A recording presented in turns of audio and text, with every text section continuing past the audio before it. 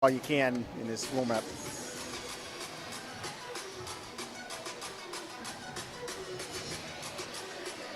Good evening and welcome. Chris Chandler here along with Carissa Dirksen running the board, Miley Trent on the camera, and we are live at Idabel for the final matchup this season, this basketball season, between the Brokobo Savages, Idabel Warriors, Lady Savages, and Lady Warriors. They are in different districts, different classes, so they don't play each other district play, but it does not take any edge off the rivalry. Exciting game expected tonight. Idabel obviously the favorites. Lady Warriors 17-1, ranked second in the state. Their only loss coming to, I think it's a top-ranked private school in Oklahoma City, but Lady Savages did play a very competitive game at Broken Bow and hope that they can continue that and maybe hang around and get a win tonight. It is going to be an uphill battle, though, as Idabel Lady Warriors have all kinds of weapons. Lady Savages, though, have everybody healthy. That is good news. They coming off a victory on Friday at Derricks, Arkansas, in which they played very well against a good three-point shooting team. And so hopefully they can come out and be hot right off the bat against the Idabel Lady Warriors. Again, thanks to all our sponsors. You'll see them up in the upper right-hand corner of your screen rotating throughout these broadcasts. And if you see them, thank them. Tell them you'll enjoy watching these games live online and anytime on the Brokobo Savages YouTube channel. We're going to take a quick break here from some of these sponsors. We'll be back with the starting lineups. It's the Little River rivalry, Brokobo versus Idabel. We'll be back in 3. This Savage live stream is made possible through contributions from Bailey Lumber Company, The Broken Tiki, Kiamishi Family Medical Center, Evan Smalling State Farm Insurance, McCurtain County Propane, Choctaw Landing, and McCurtain County National Bank. Aside from offering a fun, upbeat work environment, Choctaw Landing Associates also receive great benefits. Some even receive a $1,000 signing bonus. You can check out available positions at one of our hiring events or online. Find both at careers.choctawnation.com.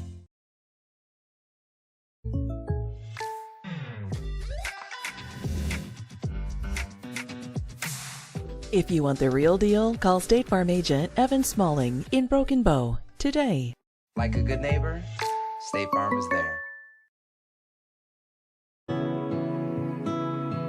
Welcome to Kiamishi Family Medical Center Broken Bow, where our family cares for yours. We are a nonprofit community health center that can provide discounts based on your household income for all of our services. We see all patients regardless of status or demographics. When this office opened, it was perfect for me and my wife.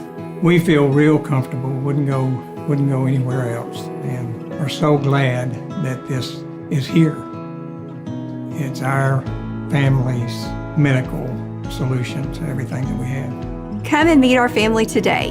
Kiamishi Family Medical Center, family caring for family.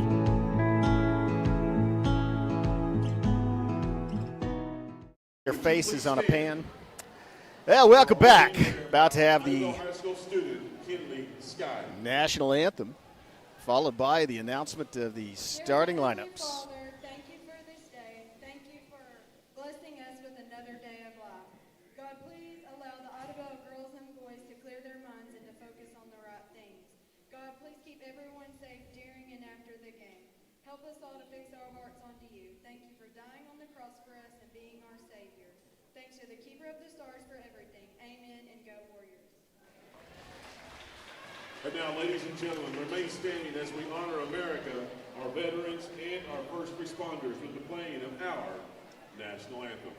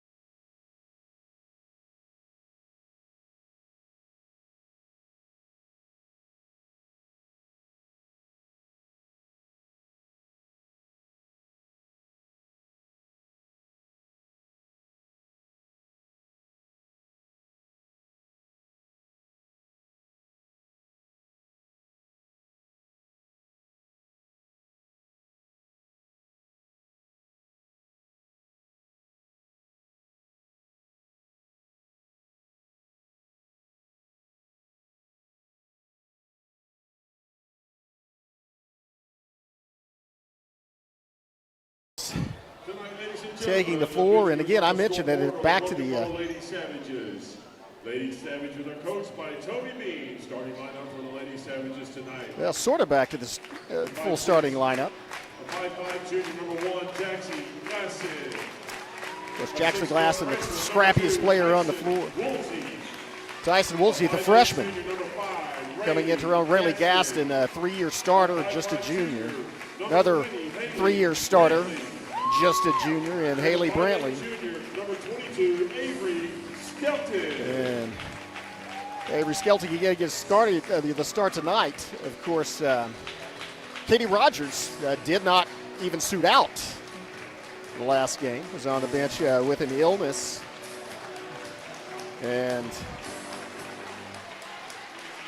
Audrey Hightower also not suiting out last time. They at least have uniforms on tonight. But, of course, Kinnison Camp, the senior leader,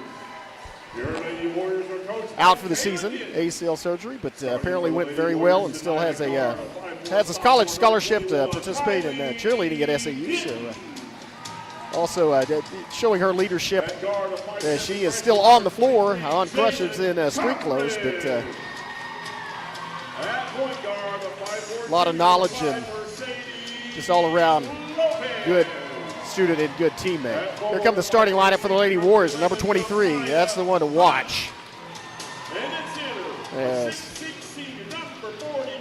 Jalen Cothran, the best player on the floor and one of the best players that you will see. Going to have a hard time guarding her, and to add to that, the weapons the Lady Warriors had last year, all returning. In Carden, the post player, the center, and Mercedes Lopez also. Again, not just a junior, but hard to guard from both the perimeter and inside. So going to have to be a complete game for the Lady Savages to stay in this one, but they played very well and had a good shooting game at Derrick's. And also that a little bit different. Kinnison Camp was in the game starting against Mary Cardinal at Broken Bow. And again, she has more experience in senior leadership, but does not have the size and stature of Tyson Woolsey. And Woolsey is a little quicker than Carden. So it'll be an interesting rebound battle. We'll get to see them right off the bat, as in it's Carden wins the tip-off. Throws it back to Lopez. She'll set up the offense, guarded by Brantley. Drives in, takes a shot high off, rebound inside by Carden in the putback, and that's something that you see a lot from the Lady Warriors. They're in the press in the backcourt. They get it to Gaston right at the timeline. She gets it across to Jackson to Glasson in the forecourt. And Lady Savages set up their offense, and there's the ball stolen. And it's a coast-to-coast, batted into the hands of the Savages, and then it's stolen away by Cothran. She puts it up and off the glass and in. Again, Cothran, a complete player with the steal and the lay in there. Here's a cross-court pass. Now it's a 2-on-2 advantage, but quickly Lady Warriors get on defense. Glasson goes down the baseline and then does travel, and so that's a turnover, and it'll be Lady Warrior basketball. Again, it presents an obstacle as you go down the baseline. Normally, if you can beat the person on the perimeter, get past them, you could go down the baseline and get either a lay-in or reverse lay-in. But Mary Carden, such an impressive force in the paint that is very hard to do against Idabel. Here's a shot into Carden and a hand back to Lopez out to the side, and there's a shot no good. Bounces off the floor, though, and then loses the handle on the ball. It's going to be, that was a travel call on Gaston, as she had a 1-on-2 break. One of those two, however, was Carden, and so tried to go low, a crossover in the paint, and unsuccessful in doing so. 4-0, your score. Lady Warriors lead. 6:35 left, first period here at Idabel. There's a shot for the outside. Watch out. That bounces in and out, and then it's rebounded by Gaston. Gaston into the forecourt quickly, and now she has a defender in her face, gets it out to Hightower. Hightower back to Gaston. Gaston down in the corner, and then it's a move inside by Woolsey. She gets the ball blocked and knocked out of bounds by Carden. And so there'll be Lady Savages basketball. But again, Mary Carden dominating the paint early in the going. Here's inbound Hightower. Hightower driving in the lane and gets swatted again. Second block in a row by Carden. Here's Lopez, feeds it inside, down low. Bucket's good by Hunt. And now it is 6-0. Timeout. 5:59 left, first period. 6-0 the score. Lady Savages trail. We'll be back after these messages from our sponsors. You're watching Broken Savage basketball on the Broken Savages YouTube channel. This Savage live stream is made possible through contributions from Bailey Lumber Company, the Broken Tiki, Kiamichi Family Medical Center, Evan Smalling State Farm Insurance, McCurtain County Propane, Choctaw Landing, and McCurtain County National Bank.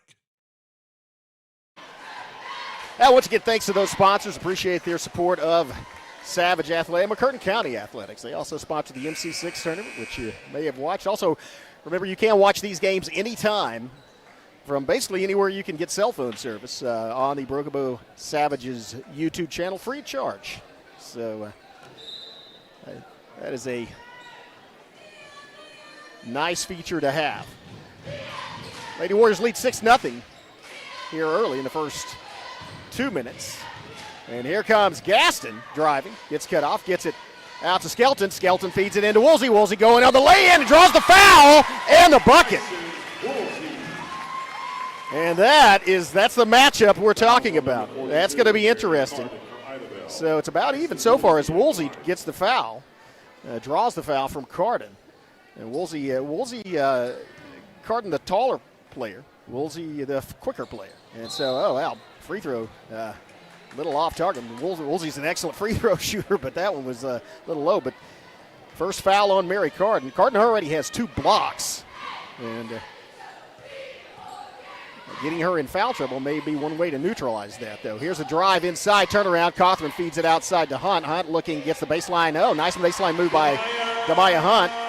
And she is the leading scorer thus far as Lady Warriors at 8. And now Glasson, triple team, bounce pass to Gaston. Gaston gets it across the Skelton, 2-on-1 break, and just can't get it. There's kicking the ball call against Carden, so the ball will be inbounded by Broken Bow.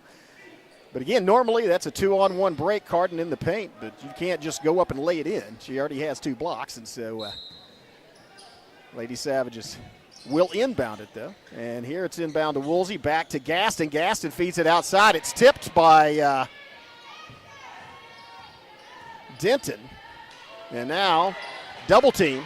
Oh, she needs help, picks up her dribble. Now the ball's stolen, and here's Cawthron for an easy lay-in. Jalen Cawthron gets the Lady Warriors into double figures. 10-2 your score, 4:56 left. Press causing trouble with the Savages. They feed it down across to Gaston. Gaston into Woolsey. Woolsey working in the paint against Carden, and then gets the ball, just loses the handle on it. And now here's Lopez on a breakaway lay-in. That should be an easy 2 for Lopez. Lopez becomes the 4th Lady Warrior to score. Now it's a 10-point lead for Idabel, 12-2. 4:35 left first period, and Broken Bow being hurt by turnovers, so those are caused by Idabel. In the paint to Woolsey. Oh, nice good open look from 3, and ball's a little off. Oh, a nice putback attempt and draws the foul.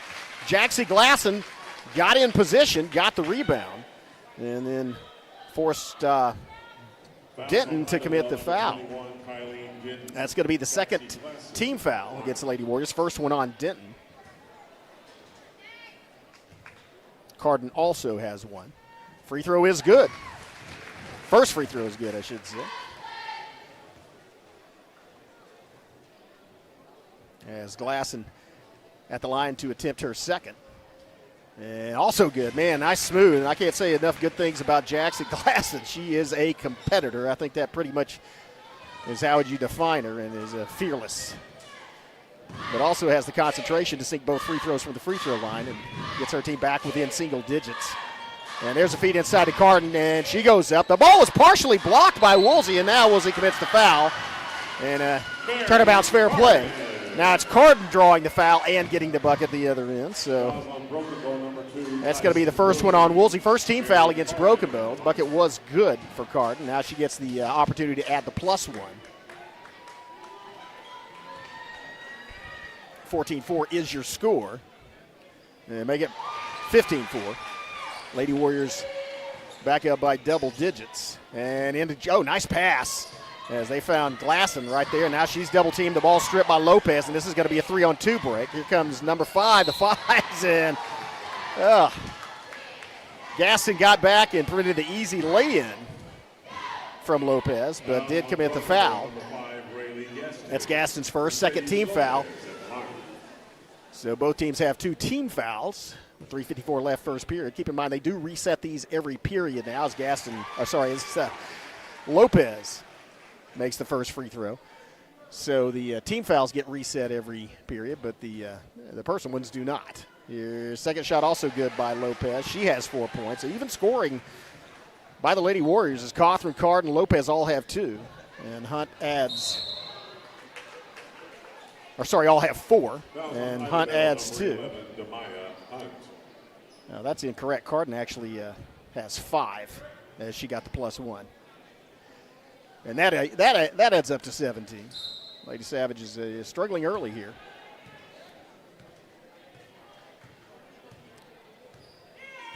And looking to get an open three-point shot or find somebody open in the paint. Open in the paint's not a guarantee, though. That ball's blocked by Cawthron and goes out of bounds into the Lady Warrior bench. It'll be inbounded by Broken Bow.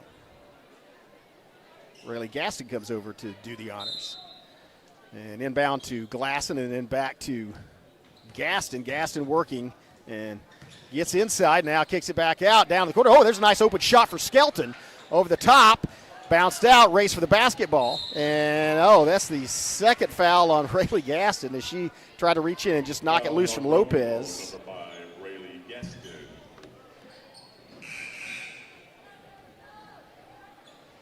And so Gaston and Glasson will come out.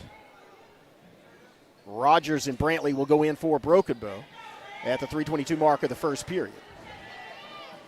Quickly, they're going to try to get it in. That was a great reaction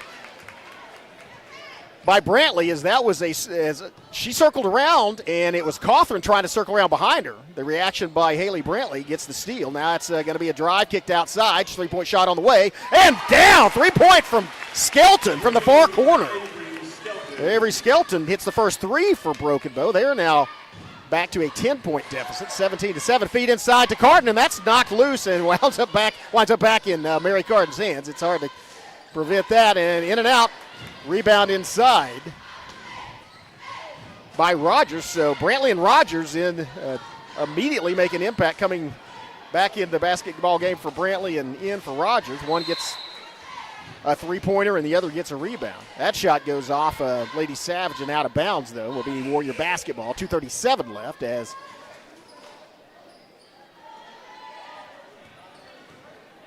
looks like Hightower's having a little difficulty with her leg, maybe an injury, and so they're going to call timeout and substitute Jackson Glasson for Hightower, I think, and check out that leg. Timeout on the floor. We'll take one as well. 2:31 left in this first period, 17-7. Lady Savages trail. We'll see you in 15.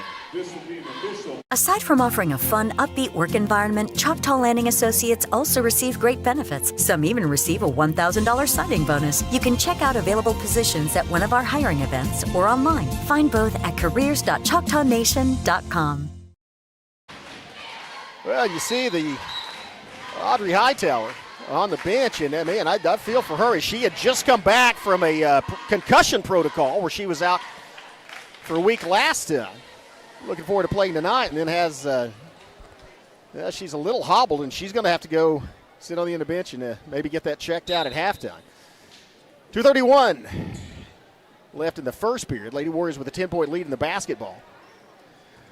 Cawthron working against Glasson. Pulls up. Glasson, good for defense, not allowing the open look at the bucket. Back to Lopez and then back to Cawthron and then back to Lopez top of the key. Lopez working against Brantley. Lopez shoots. Oh, no, that was a feed inside, and Woolsey got a hand on it. And then Mary Carden just pulled it down, shot it, got her own rebound, and put it back up. That was a good effort by Tyson Woolsey. She did get, got actually both the hands on it, right at the, I shouldn't say hands, fingertips more like it, but almost stolen. And there's a steal. Turnovers killing the Lady Savages. And again, that is also a testament to the quality of basketball that Idabel's playing. It's not just, there aren't bad passes necessarily, not throwing it away and losing it. It's just the defense of Idabel. And the full court press. Also, I mentioned Idabel is a very quick team as well. Here's Cawthron guarded by Glasson, pulls up, shoots a three, and that's off target. Going to wind up in the hands of Brantley. And Haley Brantley quickly gets it out to Glasson and then back to Brantley on the wing as Idabel quickly gets back on defense. And now Brantley gets it out to Rogers. Rogers working against Cawthron. Feed inside to Woolsey. Got a hand, and then Woolsey gets it out of Cawthron's hands, but then gets pushed back out. Carden winds up with it. One-arm pass, and it's another easy lay-in for Idabel. 21-7, there's a football score for you. 1:16 left first period. Lady Savage is struggling mainly on the offensive end as Lady Warriors creating turnovers and getting points off those. Also there's a drive inside, and Glasson picks up her dribble, and then she's fouled. That's going to be a foul on, I believe, Denton. That's her second. Idabel, number 21, Kylie Denton. So the fourth team foul by the Lady Warriors. Lady Savages also have 4. The second by Denton. So she will take a seat. And the Lady Savages will inbound. 1:01 left first period. Brookville trying to cut it into this 14-point lead. Inbound to Woolsey and then handed back to Brantley. Brantley working outside and then goes back down the baseline, finds an open glass, and the shot's off target, but tipped by Rogers back into the hands of Brantley. Good hustle by Brantley, and that was just stolen. That was an aggressive move by Lopez, and then a pass by Lopez somehow wound up on the floor, but traveled. That was a good effort that resulted in the travel call, and so the ball will come back to Broken Bow. 39.8 seconds left. Lady Savages might want to, and Warriors have dropped off the press for now as they get back on defense. They do have 14 fouls, so and the next foul would put Broken Bow at the free throw line. There's a block and a pass, and this is going to be a 2-on-2 break, and that's going to be Denton that lays it in. That's going to be Cawthron. Cawthron that lays it in. That's going to be easy 2 points, 23-7. So less than 20 seconds left. Lady Savages going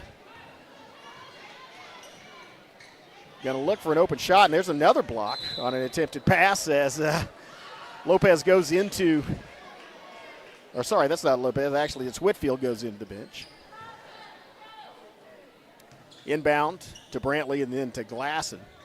And that's looking for help, and she is swarmed. Feet inside, and that was tipped out off the hands of Lopez, and so will be inbound by Broken Bow.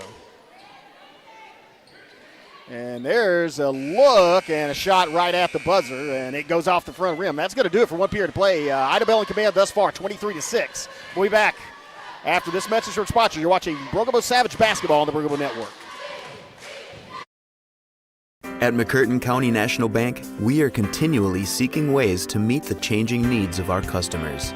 We offer a full range of services such as free checking, online and mobile banking, as well as great rates on cabin and construction loans.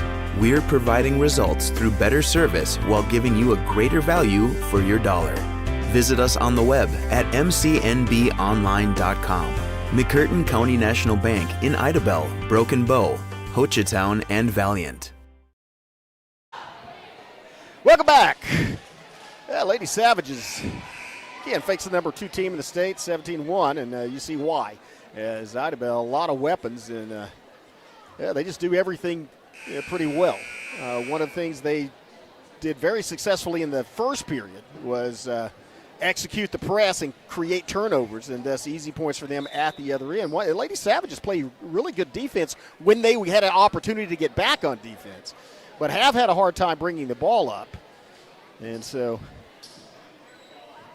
that's something they're going to work on. They do actually have, that's good to see Hightower back in the game as their leg looks good now. Gaston also back in the game. She had 2 fouls, and so she sat out the last 2 minutes. And there's another tip by Idabel and another steal, and that's going to be another easy lay-in from Cawthron. Points off turnover. 25 points for the Warriors, and probably about 18 of them off turnovers, and there's almost another one as that was blocked. Oh, good pass to Gaston. Now it's a 4-on-3, but that disappeared quickly as Idabel got back on defense. And once again, Idabel although currently playing without Carden in the lineup. As it's going to be Woolsey, cross-court pass to Gaston. Gaston working. Gaston drives inside. Kicks it out to Glasson. Glasson back to Gaston. Gaston from three. Wow, Rayleigh Gaston. Her first bucket, but comes at a very good time as that starts off the Lady Savage scoring for this period. And here comes a answer from Idabel and a bucket at the other end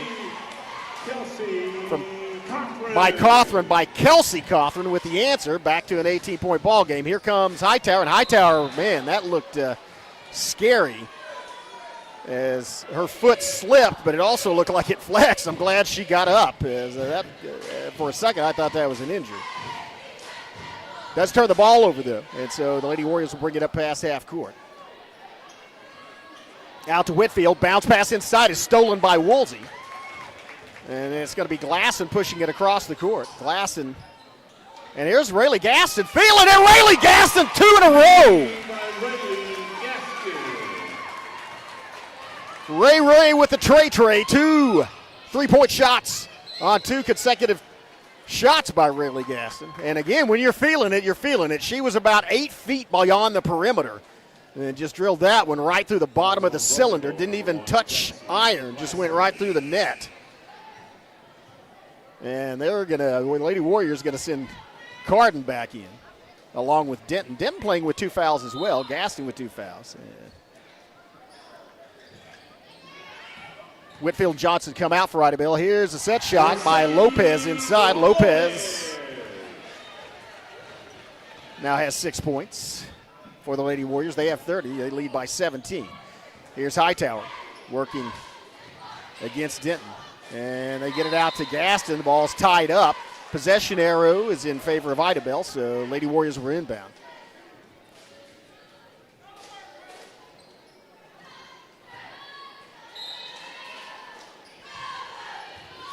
Denton to bring it up. Well, actually Lopez. And then to Carden, and then outside. And there's Cothran from outside. That's a high bounce. And then it's a rebound by Cothran inside. She falls to the floor.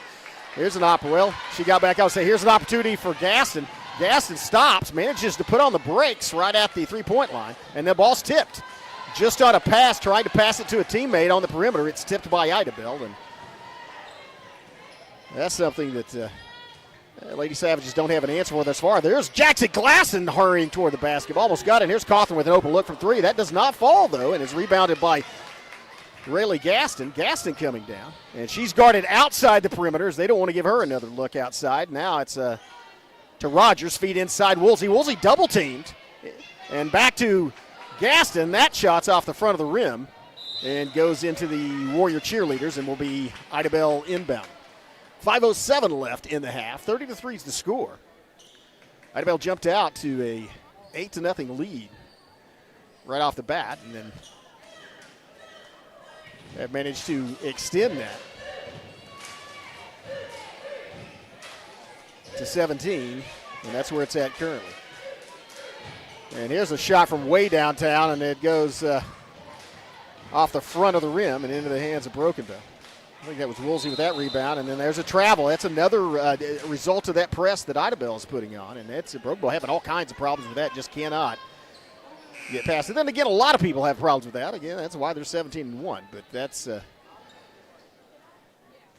another turnover created by Lady Warriors as the older Cothran, Kelsey Cothran, comes out. Comes in. There's a 3-point shot from outside. Bounces. Oh, a nice rebound as Katie Rogers came flying across the paint. Caught it at the top and just loses the handle on the basketball. Trying to work again. Oh, a great play at the other end. Jaxie Glasson hustled all the way, 3/4 of the way down the court. Blocked the shot. Prevented the easy lay-in. Good hustle by Jaxie, and that'll force Idabel to inbound the basketball. Long inbound. Kick back out. 3-point shot on the way, and that's going to be a long bounce and rebounded by Glasson inside. Now she's immediately double-teamed and gets the ball out of it. Somehow gets it away. And that's going to draw the foul as that's the third one on Denton. She moved right into Glasson and was not set in any manner, shape, or form, and so she commits the third foul. That's a first-team foul for the Lady Warriors this period. Lady Savages also have one. But that'll put Denton on the bench with 3 fouls. Here's a pass out to Glasson. Kicks it back out to Hightower. Hightower working against Cawthron. Hightower inside, kicks it back out, and there's a call. Might be a foul on Cawthron. That'll be her first. Fouls on Idabel, number 23, Jalen. There's a Jalen Cawthron. Let me specify, but that's her first. Second team foul by the Lady Warriors. Still 4:11 left in the half. Looking to inbound. Long inbound, straight inbound. And that was and the double team needs help. It's Glasson gets the ball. And that may have drawn another foul. That might have been another foul committed by Idabel. Reaching foul on Whitfield. Let's see. I think it is. It is. So good job by Glasson not getting the ball tied up. And that ball's stolen by Whitfield on the inbound. And that one had a loft on it. I'll tell you, there's an easy lay-in by Lopez at the other end. Back when Gaston threw the pass in, it had no arch on it. It was literally on a flat trajectory, and that got in. And here's Gaston. Oh, Woolsey tries to get the rebound inside. Went off the hands of Tyson and goes out of bounds. Will be inbounded by the Warriors, but at least Rayleigh adjusted that because that inbound pass that she threw was basically like a pitch from a softball mound. It was straight and low. And Lady Warriors didn't have a chance at stealing. Here's a pass inside, a little long for Carden. It winds up in the hands. Winds up back in the hands of Carden. Rebound inside, ball's knocked loose by Gaston. And then it's picked up by, I believe, Lopez. Shot's no good, but that's going to send her to the free throw line. That'll be the second team foul on the Lady Savages. That's going to be the first one on Rogers. And that sends Mercedes Lopez to the free throw line. She's already made 2 free throws. Misses that one, however. Lopez with 6 points thus far. 32-13 is the score as Rogers comes out and Brantley comes in for Broken Bow. Skelton comes in for Broken Bow. I think Brantley was already in. Second shot's also off the mark. Rebounded by Brantley, and now she's trapped on the sideline. Gets it to Gasson. Oh, good job. Great. Gasson gets across Hightower. Hightower makes a great pass to Skelton, and Skelton feeds it back out. Brantley, a good look from 3. Hits the front of the rim, and then is immediately rebounded by Carden. And there aren't a lot of second chance opportunities against Mary Carden in the paint. Here's a pass inside. That ball's tied up. Possession arrow is in favor of the ladies. So, well, it wasn't tied. It was knocked loose by Broken Bow. They steal it. Here comes Hightower. Hightower dribbles between 2 defenders, kicks it out, baseline move, and there's Brantley, another block inside. Woolsey winds up with it. There's a foul called. I believe that's going to be on Johnson or Hunt. Sorry, that's on Demaya Hunt. As she was running toward the ball but collided with Rayleigh Gaston.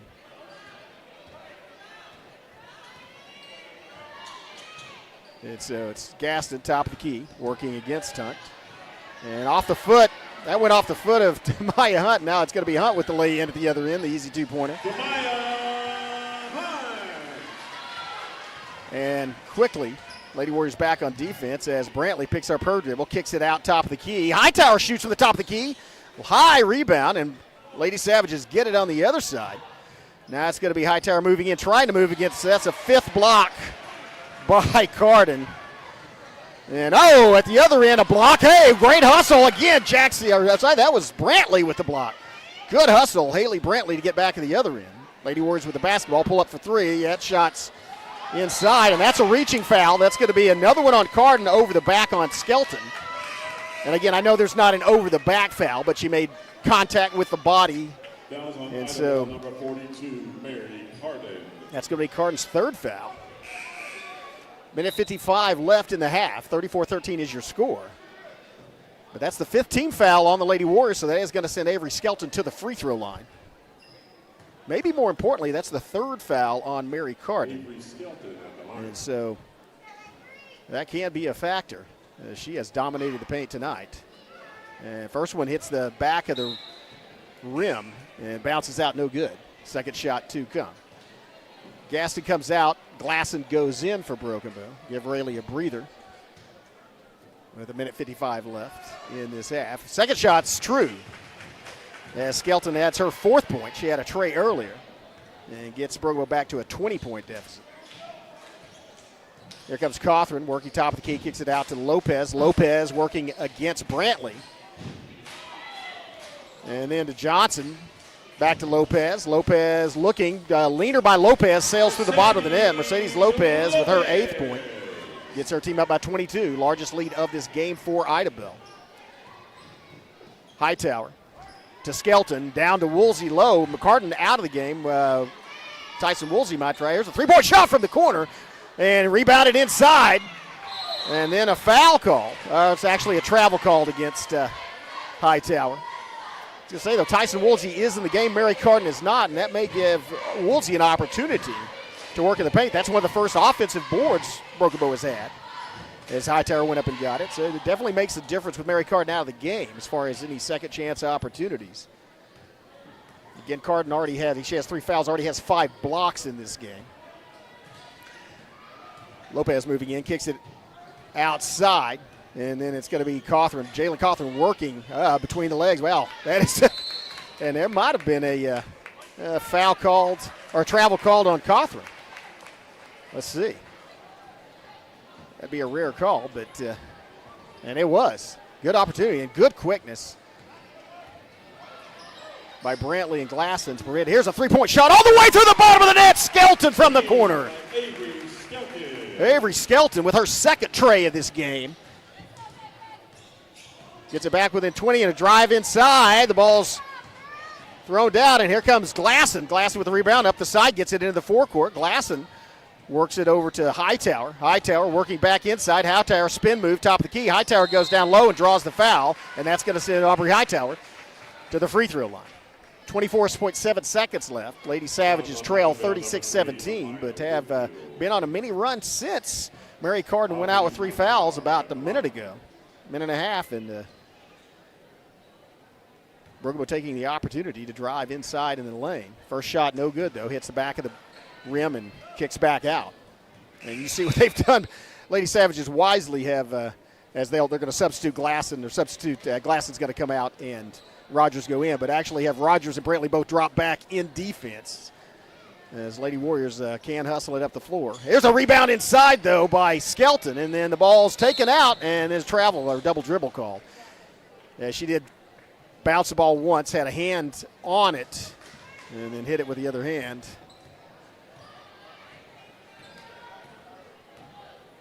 And so Lady Warriors going to work for the final shot, and that's going to be in the next 12 seconds. Lopez working top of the key. She may just take it from the top of the key. She did, and went right through the bottom. I was going to say from the bottom of the net. Mercedes Lopez into double figures, and ball doesn't get off. Wow, that shot is good, though. It's that 3-quarter shot went right off the front of the rim, but it was not off in time, and that's going to do it. After 1 half of play, Lady Warriors in command, 39-17. Lady Savages going to go in, regroup at halftime, and come out with a different gameplay. Good news for Rugby, though. Mary Carden dominated the paint, but has 3 fouls. Let's see if that becomes a factor in the second half. We're going to have some words for our advertisers, and then be back with second half action. You're watching Broken Bow Lady Savage basketball on the Broken Bow Network. As the seasons change in southeast Oklahoma and temperatures begin to drop, the demand for propane rises. McCurtain County Propane is on a mission to keep you and your family warm while helping you save money. Get on our schedule now and have one of our professional drivers fill your tank before seasonal demand drives prices higher. Give McCurtain County Propane a call today to get set up, knowing you can't control the weather, but you won't be left out in the cold. They've been supporting the Savages for a very long time. Bailey Lumber Company, a family-owned tradition in Broken Bow for over 80 years. Located just 5 miles east of Broken Bow, they're your go-to destination for all your lumber needs, with everything you'd expect from a big store, with the added charm of hometown service and competitive pricing. Need your materials delivered? Bailey Lumber Company will help you with convenient delivery options. Bailey Lumber Company, supporting the Savages.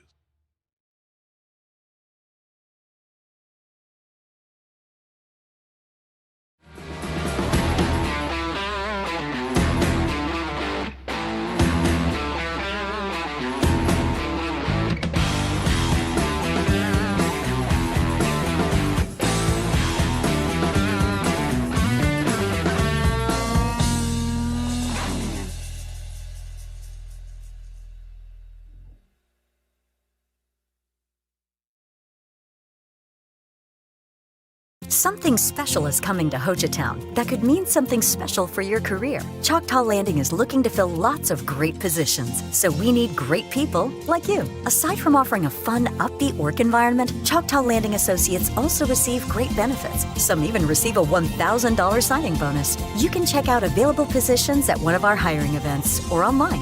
Find both at careers.choctawnation.com. Choctaw Landing. All we're missing is you.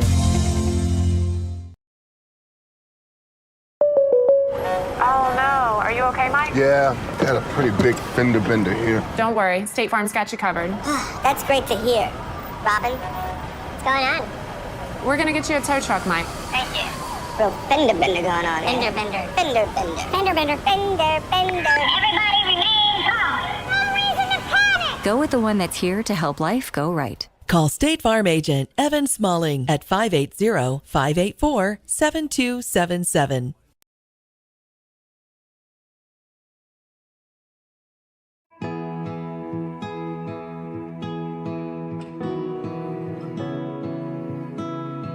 Welcome to Kiamichi Family Medical Center Broken Bow, where our family cares for yours. We are a nonprofit community health center that can provide discounts based on your household income for all of our services. We see all patients regardless of status or demographics. When this office opened, it was perfect for me and my wife. We feel real comfortable, wouldn't go anywhere else, and are so glad that this is here. It's our family's medical solution to everything that we have. Come and meet our family today. Kiamichi Family Medical Center, family caring for family.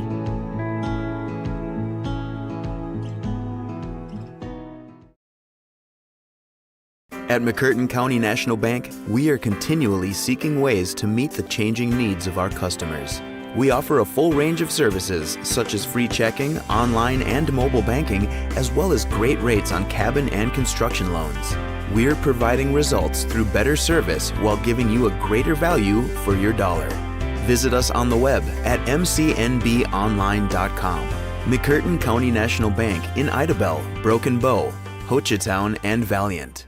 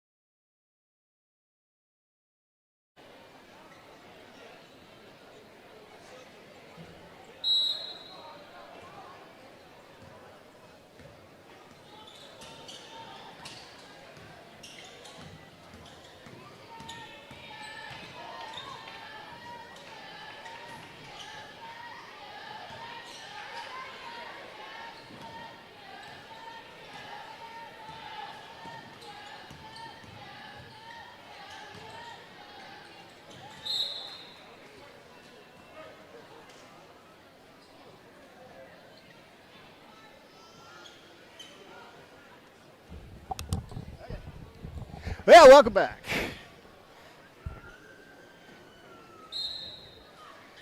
Quickly into action, and Lady Savage is looking to end long inbound, and to Brantley at half court. Out to Gaston. Gaston trying to take a three-pointer. That went off into the hands of, guess who, Mary Carden. And so Lady Warriors will bring it up. Feet outside, Cawthorn shot on the way. Oh, wow, that one was the air ball, and that was rebounded by Skelton, and then she's almost tied up and has trouble and does travel. Savage crowd asking for a foul, but don't get one, so the ball will be inbounded by Idabel. Looking first half scoring, pretty even for Lady Savages, but nobody in double figures. And only 17 points. Oh, feet inside, and Carden winds up with it. Oh, a block! Tyson Woolsey with a block on a Mary Carden shot. Turnabout's fair play. Good job getting across and busting it to half court, and then Cawthorn sends the ball sailing out of bounds. But anyway, back to first half score for the Lady Savages. It was Avery Skelton leading all scorers with 7. Gaston with 6. And then Woolsey and Glasson 2 each. Here's Glasson working defensively, draws the foul, and that's going to be, well, it's going to be the 4th one on Denton, I believe. And so Denton with 4 fouls. She will come out. Johnson will come in. A lot of room to make up for Broken Bows. They trail by 22. But ball's knocked loose, and somehow Glasson gets it, tries to go up against Carden, but gets it stripped in the backside. And there's a long pass, and that's going to be an easy lay-in. Well, actually, I'll take that back. Not an easy lay-in, but as skilled a player as Jalen Cawthorn is, she's going to make that. That's her 10th point. She now, and it's Relly Gaston, a contested 3, and just drills it. Had 2 players on her, right in the face. Really feeling it tonight. Gaston now with 9 points, all from beyond the perimeter. 3 3-point shots, driving inside, and there's a shot that comes down into the hands of Broken Bow. Another rebound by Skelton. Gaston quickly across half court. Gaston draws a defender right on the line. I don't blame him. I would put somebody on 2. And here's a drive inside as Brantley goes and draws the foul. That's going to be on Lopez. And so that's going to send Brantley to the free throw line. Fouls on Idabel, number 5, Mercedes Lopez. And she got it looked like she got, she's having something. The coach maybe got something knocked loose on her hand. I'm not sure what that was about, but maybe lost an earring. I don't know. She handed something to Coach Bean, and he's down there holding it for her. First free throw off. Might have got a nail knocked out on that foul.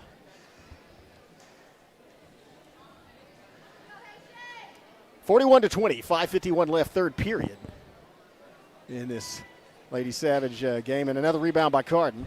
She's back in the game. Carden playing with 3 fouls. And again, Denton has 4 for the Lady Warriors. Here comes Cawthorn with the floater, and that's going to go right through the bottom of the net.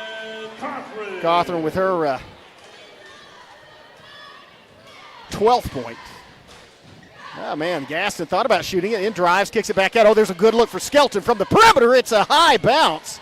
And a struggle for the rebound, and just taken out of the hands of, that was Skelton, who went and grabbed the ball out of Mary Carden's hands and then threw it off her leg as she was falling backwards out of bounds. That was quick thinking by Avery Skelton, and so she gets the steal and retains possession for her team. And now Brantley looks like she's going to have to go check something somewhere. Maybe a contact, I don't know.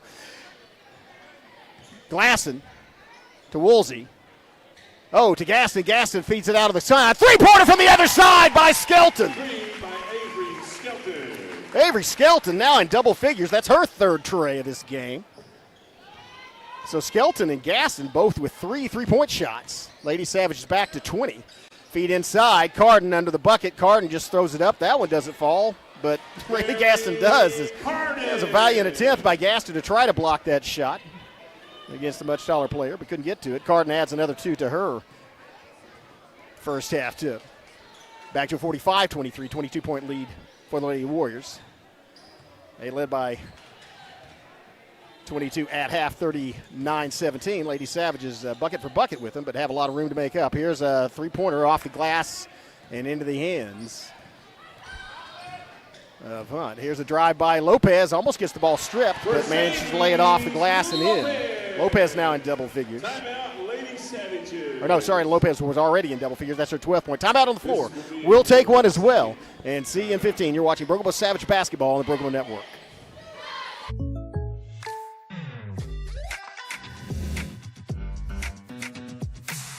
If you want the real deal, call State Farm agent Evan Smalling in Broken Bow today. Like a good neighbor, State Farm is there. Welcome back. Well, Lady Savage is answering bucket for bucket, playing much better in the second half than they did at the start of the first, but again, have a lot of room to make up as they trailed by 22 coming out of the locker room.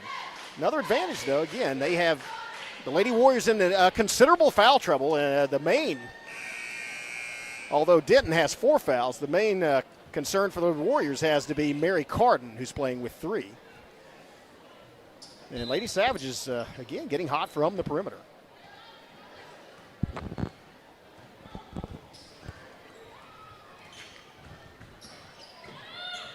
Well, it's Hightower working against Lopez.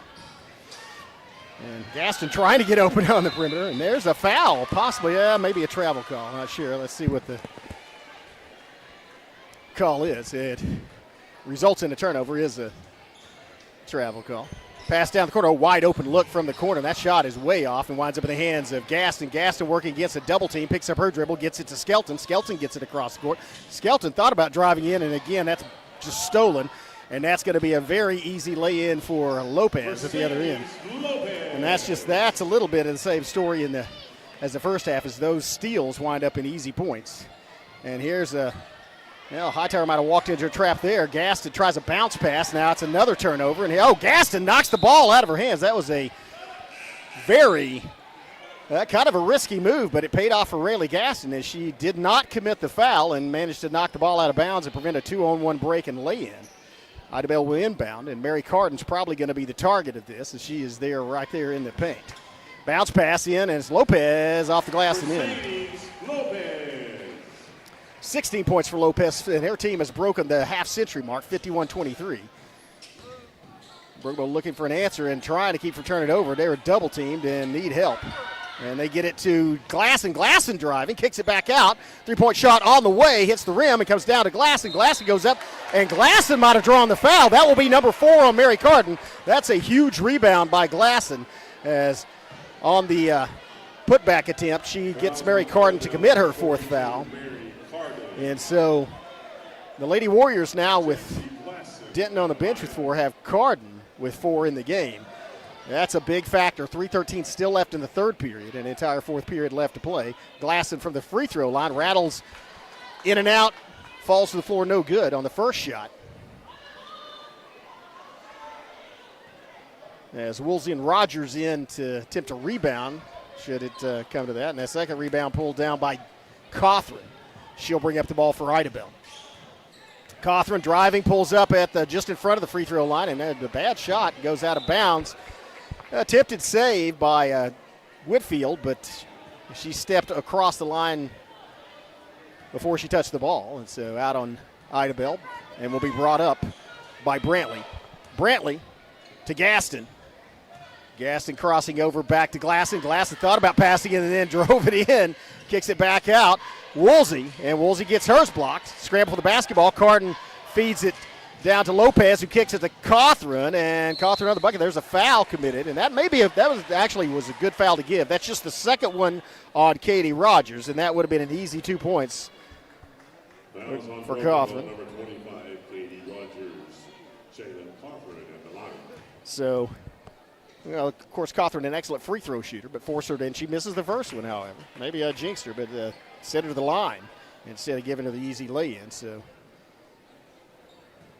again, Rogers, that's just her 2nd foul. And first team foul by Savage's rebound, and that's an elbow thrown by Whitfield. That may be a foul on her or on Gaston. Let's see. That is going to be on Gaston. That'll be her 3rd, so Rayleigh with her 3rd foul. Just the 2nd team foul on Lady Savages. And first one rattles around and then falls through. Lady Warriors now at 52. An opportunity to get to the 30 here. Lady Savage is lining up a rebound and makes both free throws. Now it's a 30-point game, and so Lady Savage is really at a press for time as they've got a lot to make up. A bullet pass inside, though, and Woolsey winds up with it. Woolsey driving. Woolsey lays it over, and a good effort as she had to go up against Carden, but did manage to get the shot off. And possibly, keep in mind, if Carden's still in the game with 4, one more foul, and she's out. That may be a strategy the Lady Savages want to use, is try to get her to commit that 5th foul. Struggle with a rebound. Wow, Woolsey goes to the ground to get it, but gets it to Gaston, who shovel passes it to Rogers. Rogers working against Whitfield, then to Gaston. Gaston looking, and nice pass across court, and an athletic grab by Brantley as she had to leave her feet and to reach up into the sky to pull it down by her fingertips. 1:50 left. Feed inside. Brantley top of the key. Brantley working inside and winds up with the basketball. She still has a dribble. She pulled the basketball up, but I believe she had a dribble left as that ball was deflected by one of the Idabel players. And that's going to be a pushing foul called on Idabel. Johnson with the pushing foul. That's going to be the 14th foul of this period by Idabel. 1:42 left, so next foul for at least the next minute 42 by Idabel sends Broken Bow to the free throw line. Gaston comes out. Glasson goes in, handoff. Glasson dribbling around, circles. She's triple teamed, and Glasson gets fouled. And that's going to be on Whitfield. So Glasson draws the foul. Jackson Glasson, will go to the free throw line. That's a 15th foul. So that's going to send Jackson Glasson to the free throw line. And they had her trapped in a double team. She had picked up her dribble, but she managed to keep the ball away from them, forced them to foul her trying to tie it up. So tough play once again by Jackson Glasson, and as a result, she gets to shoot from the charity stripe, but Lady Savage is struggling here in the 3rd period from the free throw line. As Glasson misses that one, she sank 2 in the first half, both the free throws, but misses both of those, however. Idabel does have their 5th foul. As Cawthron working out and it's Carden can shoot from the 3-point line. That one's off. And a struggle for it. Winds up in the hands of Idabel. And then there's a putback by Lopez. Lopez now the leading scorer for Idabel with 20 points. As here comes Brantley. Drive, Brantley, and there's another block by Mary Carden, sending it off into the Savage cheerleader. That's the 6th block by Carden. 1:01 left. The Lady Savages will inbound.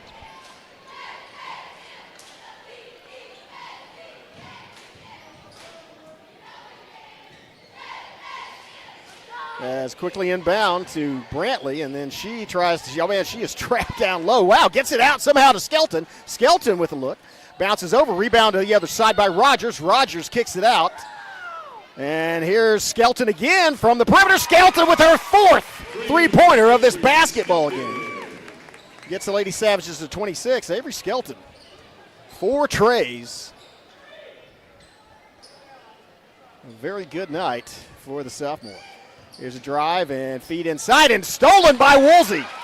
Good reaction by Woolsey. They try to get it into Carden. There's a long pass and a good pass. Outside now it's Woolsey. Out to Hightower. Hightower shooting for 3. That's going to stick on the glass. And, well, I could say she stuck that one, but that's going to turn it over as the ball is. I can't say there's a lot of hang time on this. And, they're going to try to. Ref, don't do that. Don't make Mary Carden expend herself trying to jump up and knock it loose. Man, she stuck that one. That's the 2nd shot, 3 times the charm. And so, I guess if you're going to look at the silver lining, that does allow Broken Bow to get back on defense and set up. But 16.8 seconds left, so Lady Warriors may work for the final shot. They're going to send Cawthron out. Or actually, one Cawthron out, another Cawthron in, as Jalen goes out and Kelsey comes in. And that's exactly what Idabel's going to do, wait for the last shot. Here's Lopez working down inside, throws it up to Carden, and Carden draws the foul and gets the bucket at the 3.3 second mark. And that's going to be on Woolsey. I think that's her 2nd. Jordan. Oh, I'm sorry, that's on Jordan inside. So, Jordan's first foul. Third team foul. At this point, it matters. 3.3 seconds left. And Carden does sink the free throw this time. So time for the Lady Savages to get a shot, and it's going to be Skelton. Who else for three? And good line. It hit the net, but did not go through the hoop first. So after 3 periods of play, Idabel running away with it. They lead by 32, 58-26. We'll be back with the final 8 minutes of this basketball game after these messages from our sponsors. You're watching Broken Bow Lady Savage basketball on the Broken Bow Network. As the seasons change in southeast Oklahoma and temperatures begin to drop, the demand for propane rises. McCurtain County Propane is on a mission to keep you and your family warm while helping you save money. Get on our schedule now and have one of our professional drivers fill your tank before seasonal demand drives prices higher. Give McCurtain County Propane a call today to get set up, knowing you can't control the weather, but you won't be left out in the cold.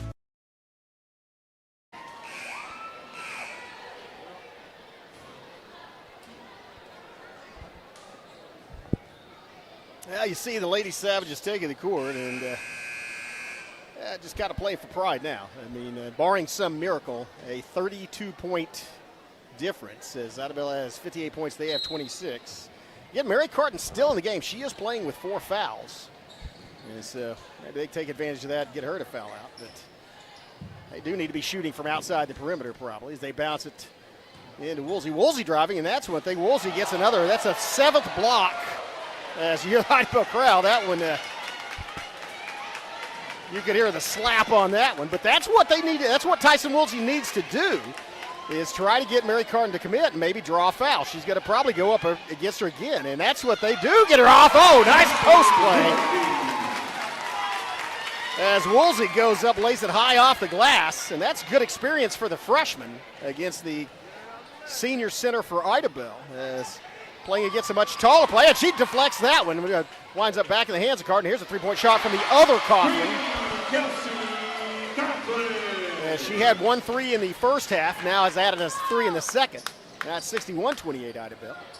And out to, I thought it was a good look. Here's a drive inside by Rogers. Rogers gets it back out to Gaston. Gaston pulls up, and Gaston off the bracket, rebounded by Idabel. They will push it up the floor. Out to Kelsey Cothran, and then they feed it inside. It's going to be a turnaround jumper off the glass by Lopez. And Lopez leading scorer for the Lady Warriors, 63-28. To Gaston, feeds it inside, and here's Woolsey driving once again. Turnaround jumper, sails it. Tyson Woolsey. Getting some valuable experience as just a freshman hoping to play at the next level and playing against a big center player, post player like Carden. Doing what you need. Carden with the answer as Mary Carden. That's her 16th, 17th point, I believe. My stats could be off. Here's Gaston working against Hunt. Gaston picks up her dribble, kicks it back out to Woolsey, and then Gaston keeps her dribble alive. Well, now she needs help and throws it off of Hunt, and then Hunt picks it up. Hunt feeds it down, and then Rogers was not looking, and there's the 3-on-1 break, and that's a bit of a mental mistake by Katie Rogers as the ball bounced right near her feet, and she was just jogging back on defense. Warriors get to 67. There's a drive, and Gaston kicks it back out to Hightower. Hightower working against Lopez. Hightower drives and then just gets it stripped.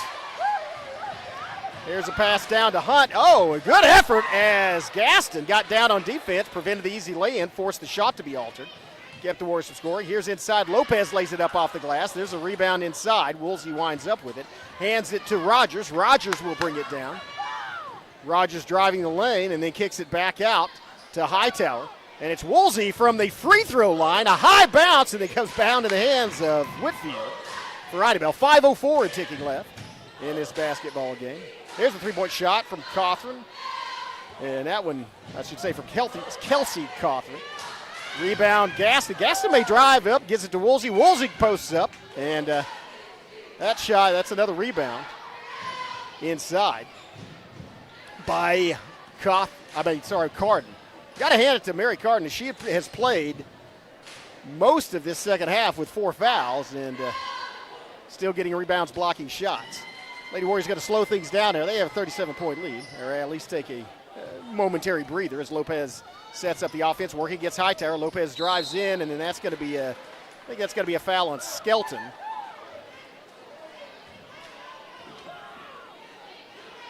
Fouls on Broken Bow, number 24, Aubrey Hightower. Oh, that's on Hightower.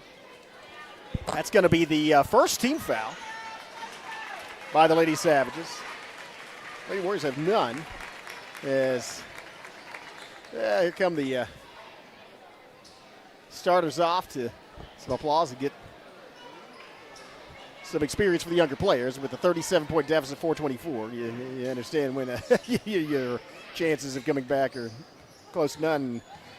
Here comes Cawthon working inside. The fall-away jumper falls short, but is rebounded inside by Idabel. They kick it back out. There's a 2-point shot. Toe on the line, rattles out, so it doesn't matter. Rebound by Martin.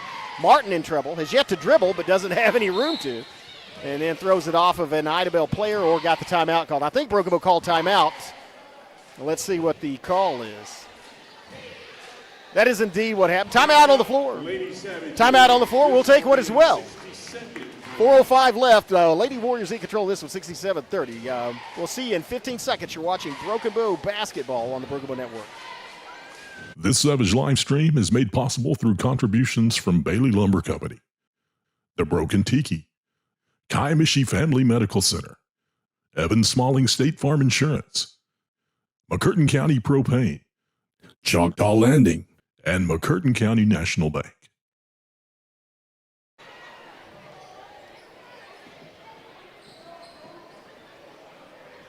Welcome back. As you see, the Lady Savages taking the floor.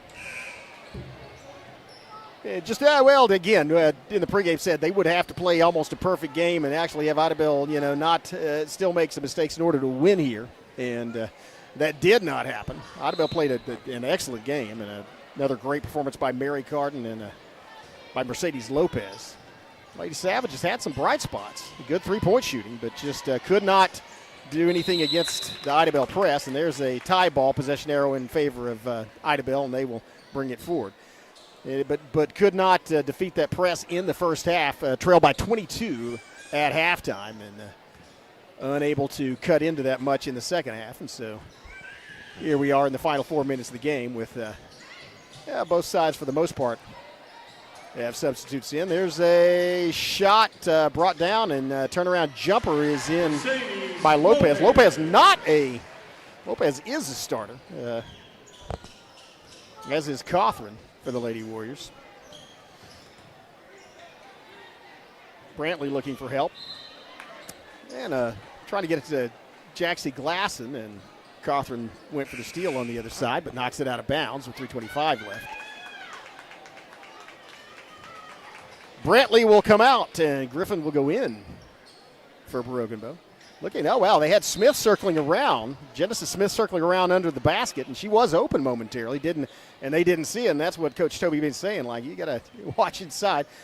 Into Martin. Martin with the baseline move. Martin pulls up, and that might have been partially blocked. Rebound Idabel. They're going to push it up the floor. Drive inside, almost tied up. Now it's Johnson. Johnson splits 2 defenders and lays it through. That's Johnson's first field goal of the game. Gets our team to 71. Here's Glasson at the other end. And Griffin, turnaround, gets it out top of the key. Really Martin working against Cawthon. Glasson maintains her dribble. Glasson, there's a reaching foul. That's going to be on, I believe that's going to be on Jalen Cawthon. That is on Cawthon. I think that's her third, and she'll come out of the game now. 3 fouls, as will the rest of the starters for Idabel. I don't know if I'd have her in the game with 3 minutes left. And a 41-point lead. Here's a lay-in. Just rattles in and out. Nice looking shot by Smith, but does not fall. Rebound Idabel. 2:30 left. And there's a shot rebounded by Skelton and quickly given to Glasson. Glasson dribbling inside, picks up her dribble, gets it out to Martin on the perimeter. Martin circles around. Martin in the 2-point range. Now it's to Smith. Smith working against the older Cawthron. Here's a shot, no good.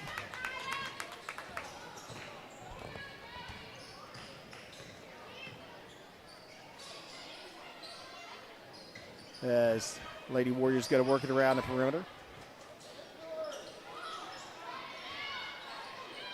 And there's I'm not sure what the call was. Might have been a timeout. Oh, no, it was a travel call? I'm not sure. Anyway, it's going back the other way. 3-second violation in the lane. Okay, thanks, Miley. And so Lady Savages will substitute. They kick it out to Tomlinson.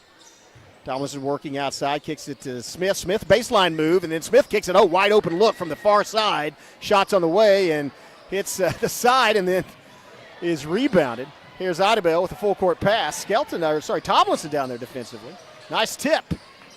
And goes back to Idabel on the perimeter, though. A minute 14 left. There's a three-point shot. Rattles in and out. No good. Goes off of a Lady Warrior out of bounds, and so will be inbounded by Broken Bow.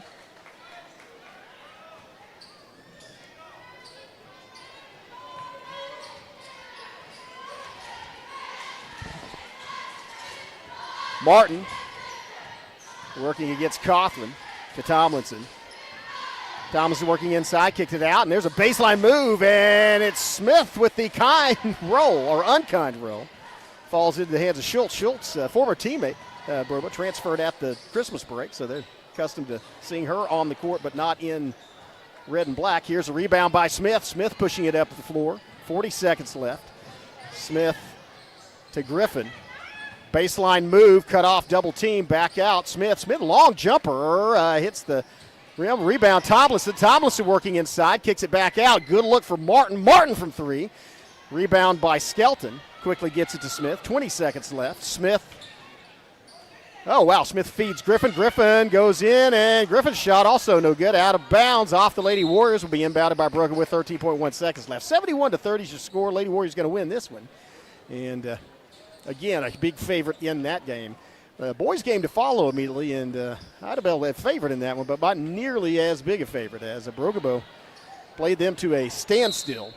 That game was tied at the end of the first half off a Graydon Howell three-pointer at Broken Bow, and a hard-fought game all the way through.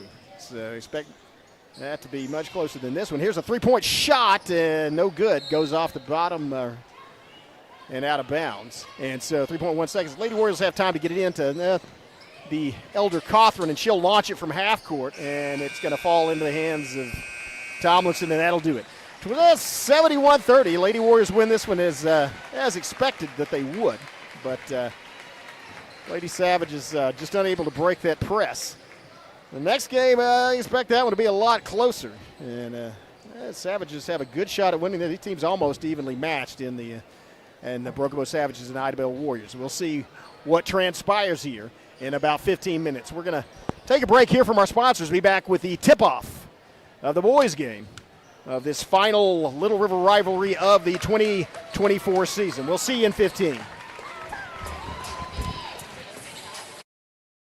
At McCurtain County National Bank, we are continually seeking ways to meet the changing needs of our customers. We offer a full range of services such as free checking, online and mobile banking, as well as great rates on cabin and construction loans. We're providing results through better service while giving you a greater value for your dollar. Visit us on the web at mcnbonline.com. McCurtain County National Bank in Idabel, Broken Bow, Hochatown, and Valiant. As the seasons change in southeast Oklahoma and temperatures begin to drop, the demand for propane rises. McCurtain County Propane is on a mission to keep you and your family warm while helping you save money. Get on our schedule now and have one of our professional drivers fill your tank before seasonal demand drives prices higher. Give McCurtain County Propane a call today to get set up, knowing you can't control the weather, but you won't be left out in the cold. They've been supporting the Savages for a very long time. Bailey Lumber Company, a family-owned tradition in Broken Bow for over 80 years. Located just 5 miles east of Broken Bow, they're your go-to destination for all your lumber needs with everything you'd expect from a big store, with the added charm of hometown service and competitive pricing. Need your materials delivered? Bailey Lumber Company will help you with convenient delivery options. Bailey Lumber Company, supporting the Savages.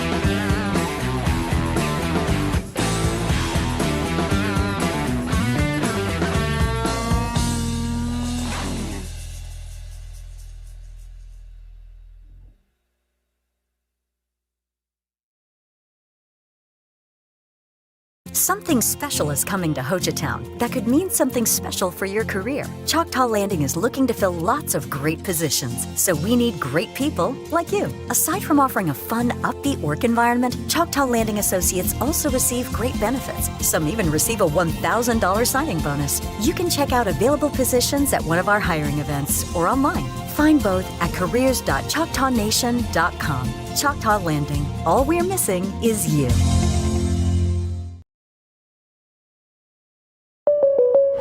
Oh no, are you okay, Mike? Yeah, got a pretty big fender bender here. Don't worry, State Farm's got you covered. That's great to hear. Robin, what's going on? We're gonna get you a tow truck, Mike. Thank you. Real fender bender going on. Fender bender. Fender bender. Fender bender. Fender bender. Everybody remain calm. No reason to panic. Go with the one that's here to help life go right. Call State Farm agent Evan Smalling at 580-584-7277.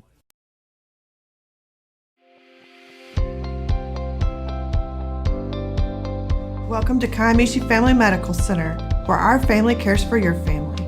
We're proud to serve our communities in Southeast Oklahoma. Our mission is to provide extraordinary care in a medically underserved area and always put the patient first. We are a nonprofit community health center which offers a sliding fee discount on our services. Our patients are also eligible for discounted prescription drugs through the 340B drug pricing program.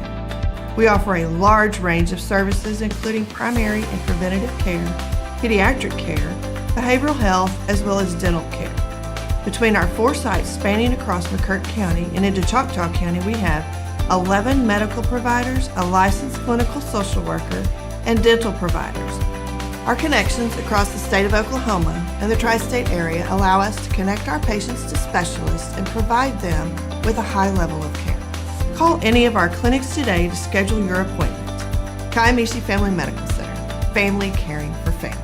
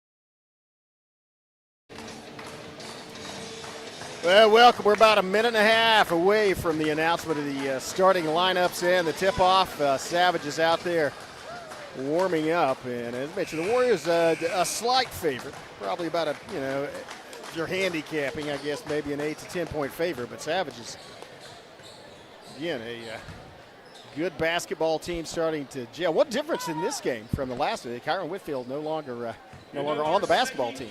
I believe he received a full scholarship offer to play football, but I think one of the conditions of that, like you get injured, then the deal's off, and so he is concentrating on football. But a 6'4" junior, number 3, Jay Baker. The Savages have some Number 4, Braden Howell.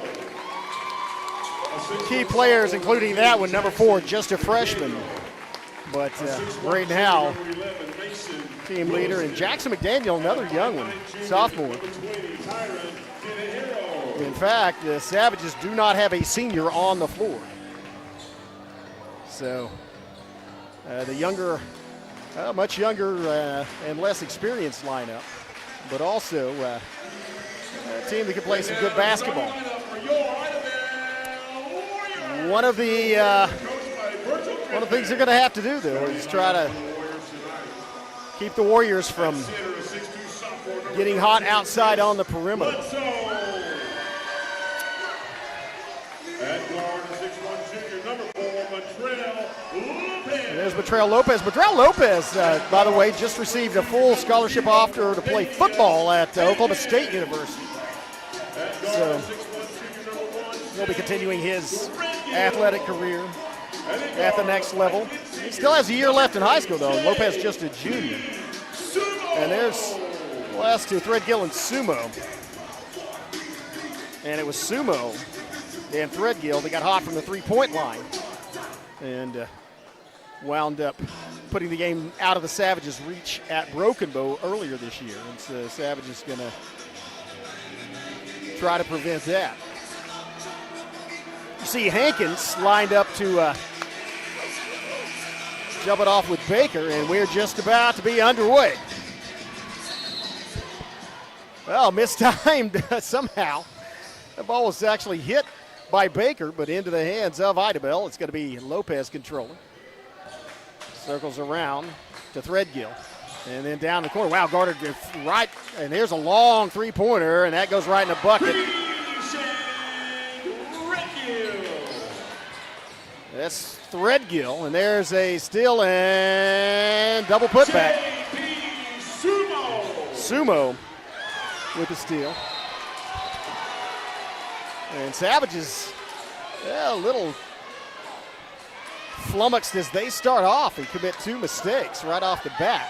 The Warriors have a 5-0 lead looking to capitalize on. That's something Broken needs to make sure you do not let this crowd take you out of the game. Here's a drive, lay-in, and wow, that's a good rebound inside, but then that was a shot that was blocked plus the points, and that's going to be Bledsoe, and that will send him to the free throw line. Opportunity to make it an 8-0 game, and yet we are not even a minute inside this. But keep in mind that already 4 of those points off of turnovers, and Bledsoe has the opportunity to make it 5, so the majority of points coming off turnovers created by the Warriors. Savage is going to have to look for a way to prevent that, as Bledsoe does make the free throw. And they are in the press. That's why they're in it. Keep in mind, Savages are, again, as I said, they are without Whitfield, who was one of the 2 people that brought the ball up. And along with that young man right there, and that's going to be a coast. Oh, he kicks it outside to McDaniel. And there's a pump fake, and then an open look by Tinahero. A high rebound. He goes up over the backboard and into the support structure, and then out of bounds. It's a good look for Tinahero from outside the perimeter, though. Shot just a little bit off. Here come the Warriors as Lopez kicks it out to Threadgill. And now to Hankins. Hankins working against Tinahero. Now back to Lopez. Top of the key. Circle back around to Threadgill. And then to Sumo. Sumo thought about shooting it. I just thought better of it. Here's a three-point shot on the way. High rebound, and there's a push inside. And that's going to be a foul called on Broken Bow, and that will be inbounded by Idabel. I think that one's going to be on maybe Williston. Sorry, that's on Baker. Jay Baker, to be precise. Here's a bin pound. Here's a three-point shot. Line's good, but rattles in and out, and then it's taken away.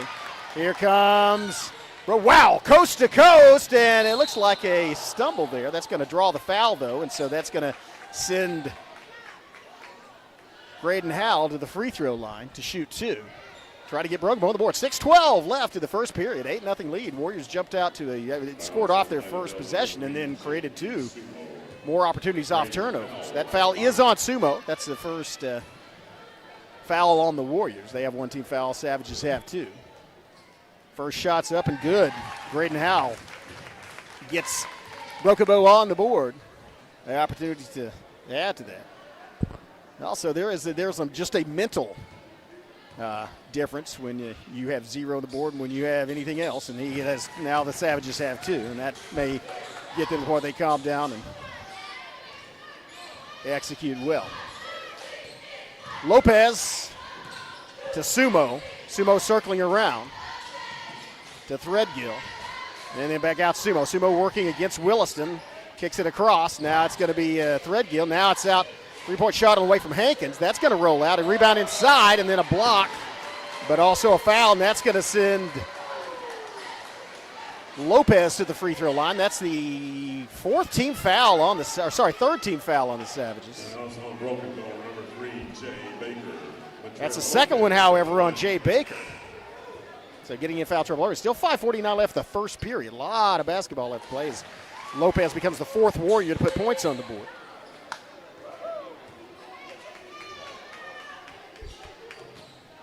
And has an opportunity to get the Warriors into double figures here. They lead 9-2. Lopez shooting from the free throw line makes it 10-2. Press is still on. Savages looking as it's going to be Tenehiro to Howell. Howell up the side. Howell easily breaks the press. Man, he makes it look easy. It's not an easy thing to do, but he's so skilled. And there's a travel call. Savages turn the ball over. Williston in the corner. Warriors pressure him, and he takes an extra step. So Savages still rattled by that press, and that's something they absolutely are going to have to adjust to. Warriors taking every opportunity off of these turnovers. That's a fifth one by Broken Bow thus far in the game. Here's a top of the key. Threadgill, and there's a shot. Wow, Hankins.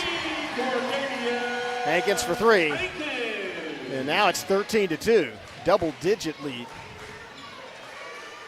And pass across to McDaniel. McDaniel bounce pass down low, but there's the foul. There's going to be a reaching foul, and I believe that is going to be on Bledsoe. Fouls on Idabel, number 32, Chris Bledsoe. That's going to be his first, or possibly his second. I think that may be the second one on Bledsoe. It is the second team foul by the Warriors. Pass inbound.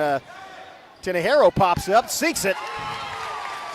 First field goal for Broken Bow. Gets them back inside a single-digit deficit. 4:58 left first period. 13-4 Idabel lead. Warriors off to a hot start. Savages trying to get started themselves. Here's a three-point shot off front of the rim. Rebound inside by Baker. Oh, and there's a block. It's going to the other end. That's going to be Braden Howell, and he is going to commit a charge. The crowd does not agree with that call. And by the way, I said that was not Baker on that rebound. That was A.J. Brannon with the rebound. So Brannon with the rebound at the other end. That's the first foul on Howell. That's a fourth team foul on Broken Bow, however. And so a drive outside. Here's Sumo. Kicks it out around as they're driving out, looking for a new open three-point shooter. Don't get one. Savages playing tightly. Oh, that was shot from so far outside. That's a long rebound brought down by McDaniel without having to leap. And he quickly gets it to Howell. Howell pulls up top of the key and then double. Oh, man. And Coach Woolsey is pointing, saying he never moved his feet, and I believe that's right. They called a travel. He moved the basketball with his hands, but I don't think Hal ever changed the position of his feet, but the call will stand, and so it turns it over. Woolsey is up on his feet arguing that one, and I don't blame him. This is out to Lopez, guarded by McDaniel, then out to Hankins, around top of the key to Sumo. He's going to back it back out, kick it out to Hankins. Hankins looking inside, feeds it inside, back out up top, then down to the corner. Sumo makes a move, and that's blocked. A block inside by McDaniel. I think there are about 3 Savages that went up elevating with Sumo on that shot. I think it was McDaniel that got a hand on it. Quick pass in by Idabel. Separation, shots on the way, bounces out, tipped, and it's going to go out of bounds off of, I believe, Bledsoe. That'll be Broken Bow basketball. Woolsey asking for one of his players to get back on the back in the inline. Inbound to Tenejero. Tenejero working. He's double teamed. Quickly, they get it to Howell. Howell at half court. Howell brings it across, slows it down, then gets it out to McDaniel. Bounce pass by McDaniel is knocked out of bounds by Bledsoe. Actually goes off of Bledsoe, so it'll be inbounded by the Savages. Had an open, I believe that was Williston open in the paint. But Bledsoe between the basketball and Williston, and so it goes off of him and out of bounds. He'll come off and have a seat as Marquis Townsend comes into the basketball game for Idabel. Inbound Tenejero backing up. Gets it to Wilson. Wilson trying to create separation. Then he gets it to McDaniel. McDaniel to Howell. Howell makes a move past 2 Warriors. Spin move inside. Fadeaway jumper does not fall. Rebound, Lopez. Lopez pushing it up the court. Lopez kicks it to the corner. There's an open look for Idabel, and that one's going to be a long rebound. There's a over-the-back call. That is going to be, I believe, on Jabari Threadgill. Or sorry, that's on, it is on Jabari Threadgill. His first, their team's third. Broken Bow will inbound. 3:07 left. A long drought in the scoring as it started off very quickly for Idabel and has remained at 13-4 for the last minute and a half or so. Savages trying to get back into this one. Tenejero to Williston. Williston working on the outside, picks up his dribble. Back to McDaniel. McDaniel still dribbling. Oh, McDaniel feeds it inside to Williston and an easy lay-in. Give Williston the two-pointer and give Jackson McDaniel the assist on the bullet pass. Savages now have cut the Warrior lead to 7 with 2:40 left in the first period. Man, that was a great move by Jackson McDaniel to throw it past 2 Warrior defenders right into the hands of Williston. Williston did the rest. 2.5 minutes left. Sumo backs off of McDaniel, looking to get separation or a lane. And there's going to be a foul on Tenejero. That's going to be the 5th foul on the Savages, and that will send J.P. Sumo to the free throw line for Idabel. First foul on Tenejero.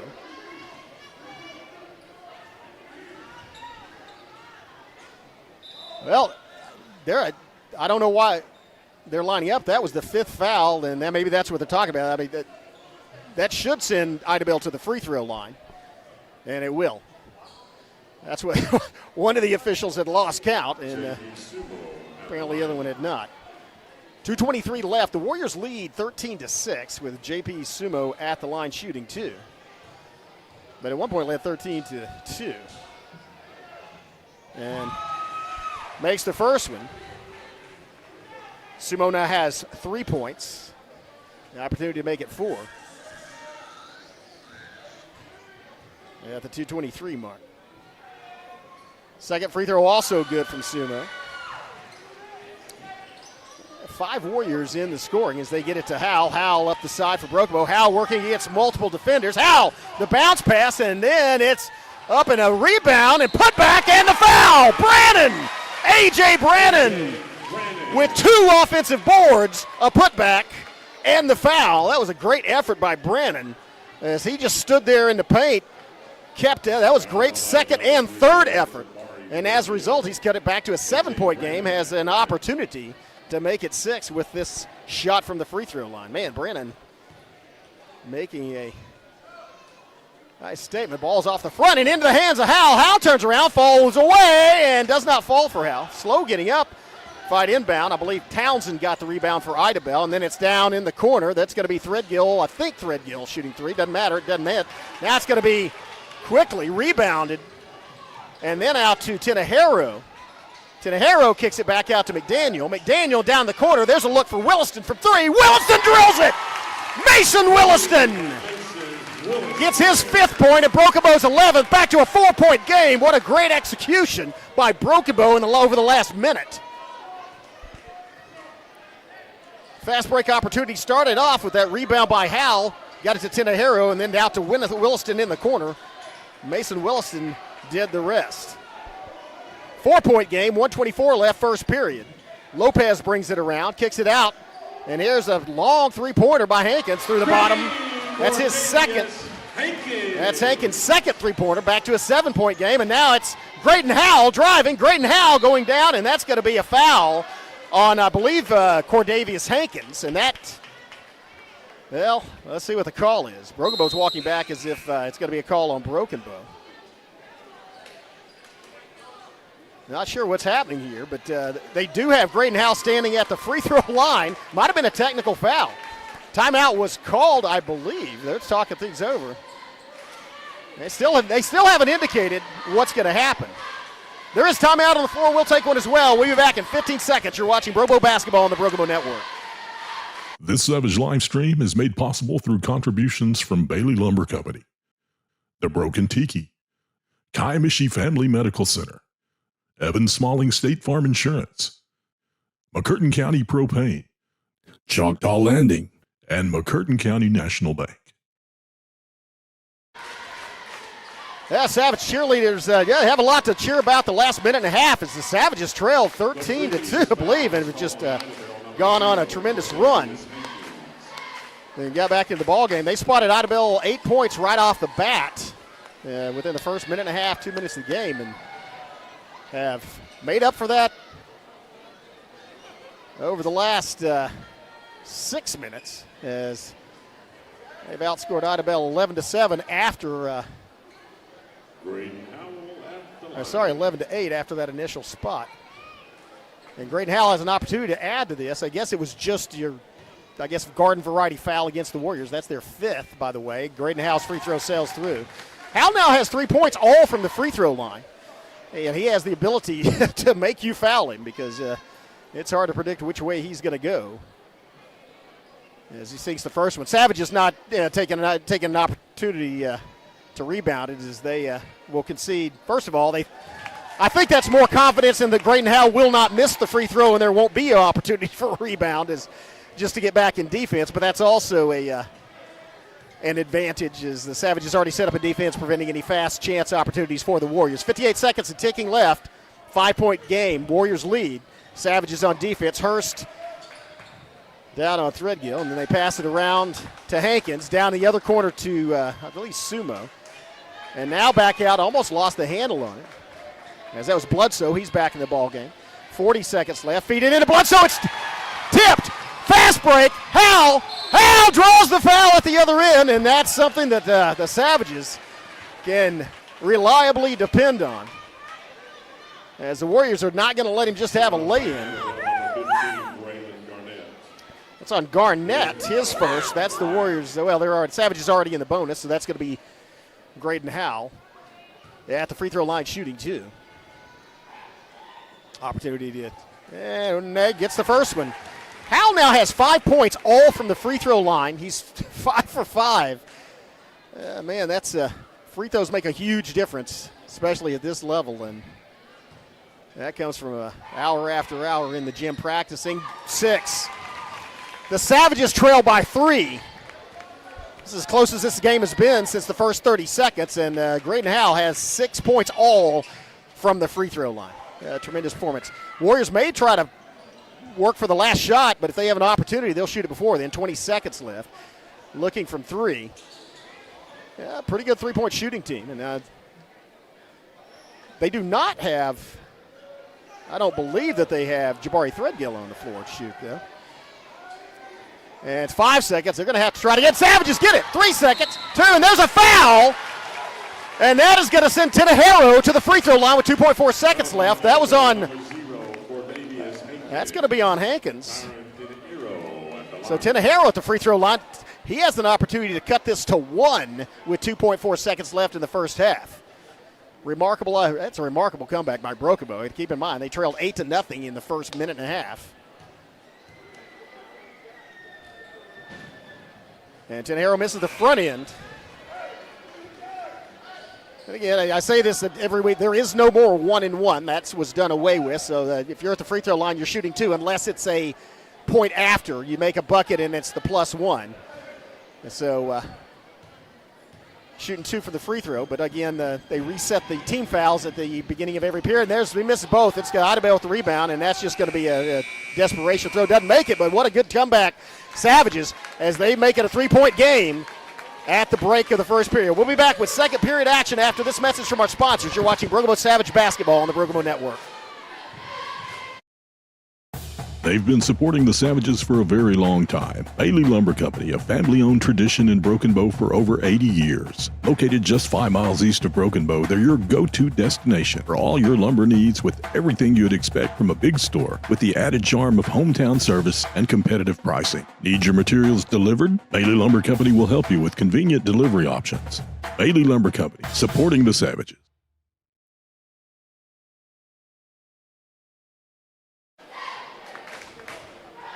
Welcome back. 18-15. Warriors lead by 3 here in Idabel, but Savages have come roaring back as it looked like the Warriors might get this out of control when Broken Bow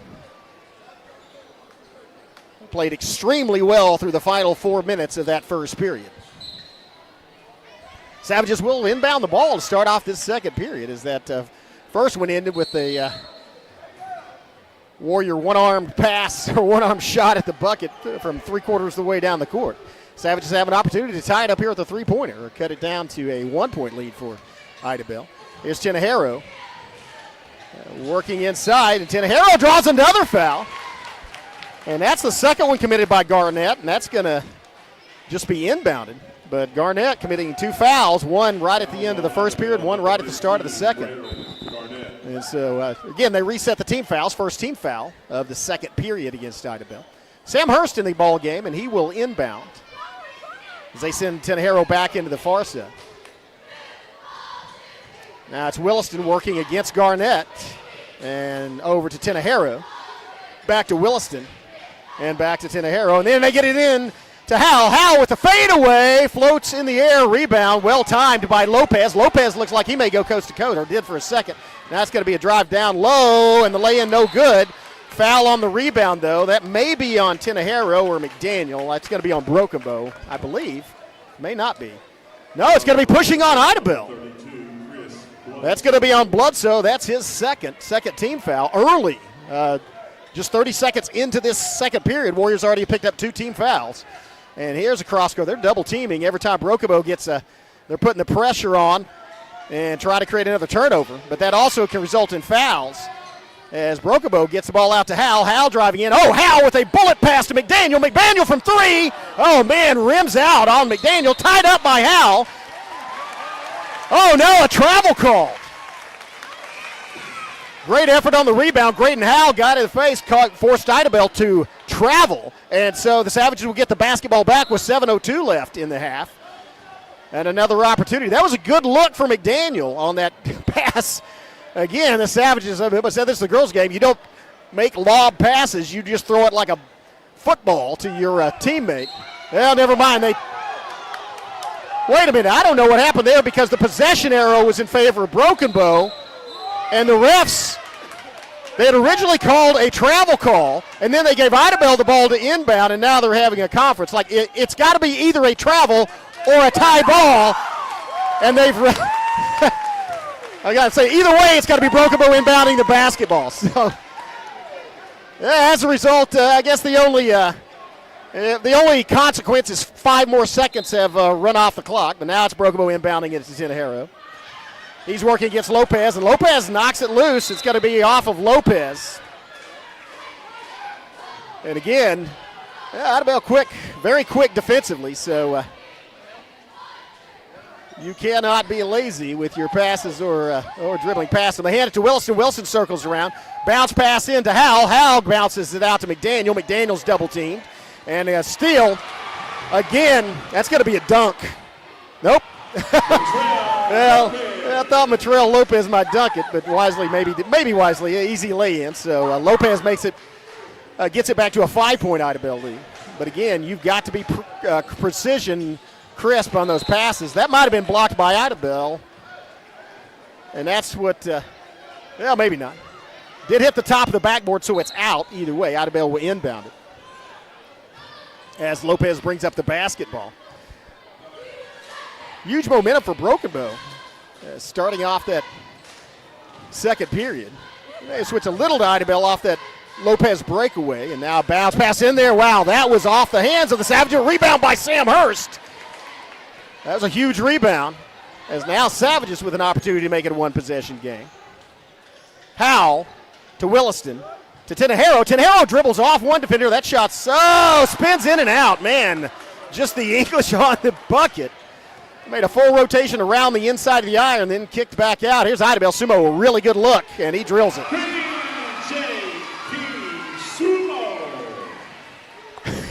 Yes, Jerry Follick said PJ and then added P Sumo. So it is JP Sumo, but he drills a 3 and now gets Idabel back to an 8-point lead. And so it's Warriors on a 5-0 run to start off this second period. Savages have the ball to Howell. Howell has yet to dribble. Now he works the basketball around. Williston to McDaniel to Tenejero. And Tenejero looked at Hurst and then gets it out to Howell. Down the corner to McDaniel. McDaniel dribbles. Back to the top of the key to Williston to Howell. Howell feeds it down low to McDaniel. He lays it off the glass and in. McDaniel slashed through the paint. Howell hit him right in the hands, and he immediately released it off the glass and in. Back to a 6-point basketball game. 4:42 left in the half. And quickly down in the corner, you saw McDaniel and Hurst converge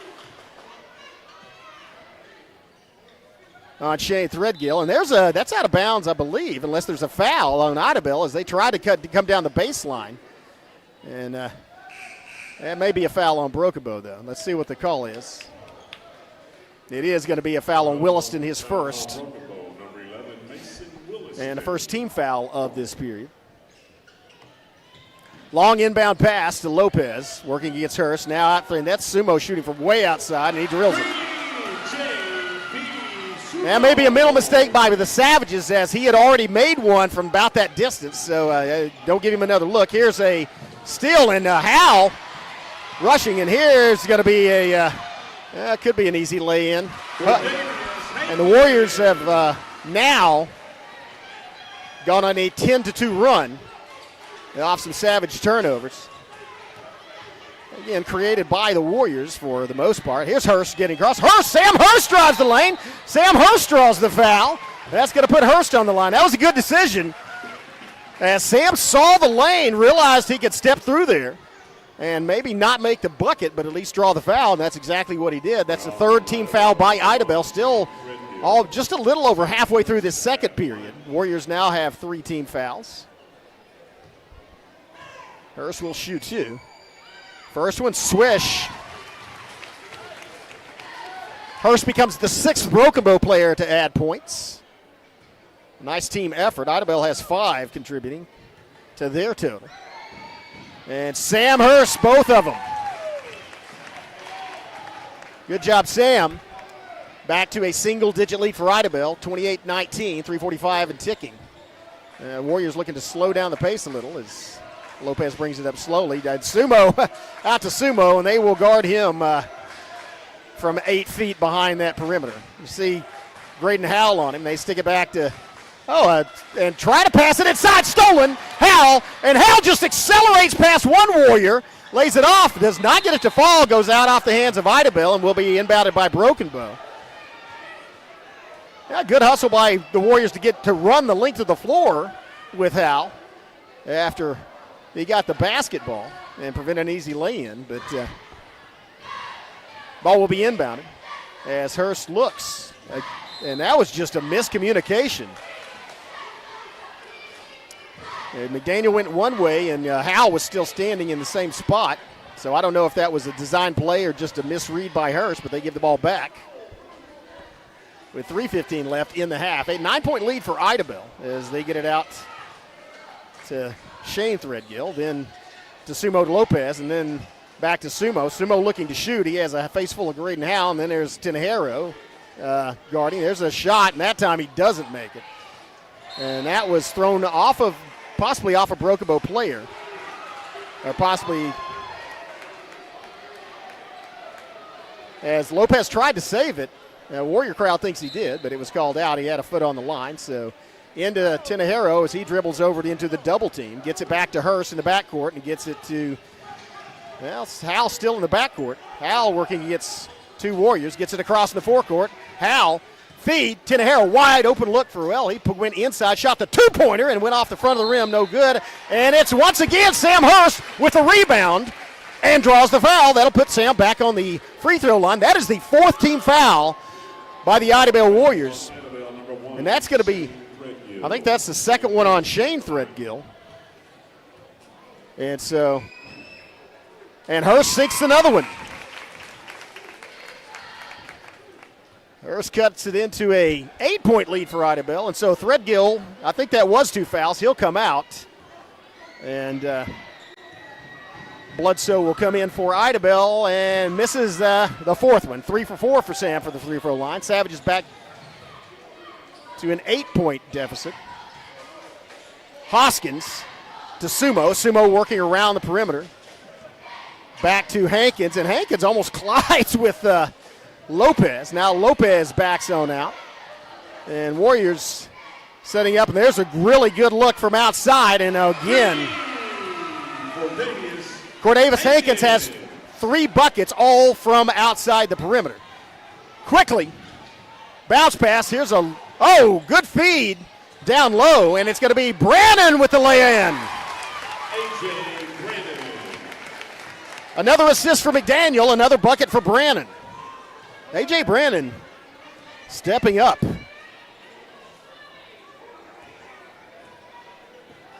Back to a 9-point game, 31-22 Warriors, 1:40 left, first half. Hoskins to Hankins, and then Hoskins traveled. It looked like he carried the ball possibly, or was fouled. Let's see, they might have called a foul on Broken Bow. I don't know which occurred first. It is going to be a foul on Broken Bow. That's going to be on McDaniel. That's just the second team foul on the Savages, and that's just the first one on McDaniel. Out to Lopez. Lopez working against McDaniel, and now it's to Sumo, top of the key, rotates around. Hankins feeds it to Lopez. Lopez drives in the paint. Lopez with the leaner does not get it to fall, gets his own rebound. Lopez with the putback.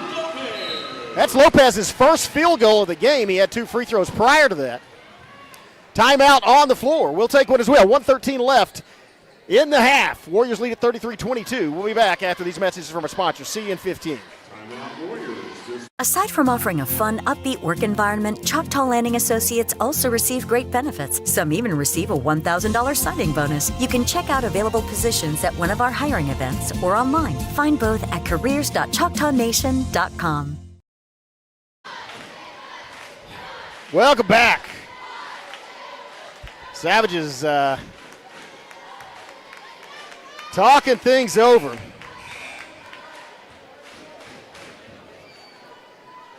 As, again, Warriors either second or third rated team in the state, and in one class lower, but still they're rated among the top teams in this state as they've played against 5A schools and defeated them. And so that's Savages come in as obviously an underdog, but have played very well other than the first 8 minutes, for the first minute of that basketball game of the first period where they gave up an 8-point lead.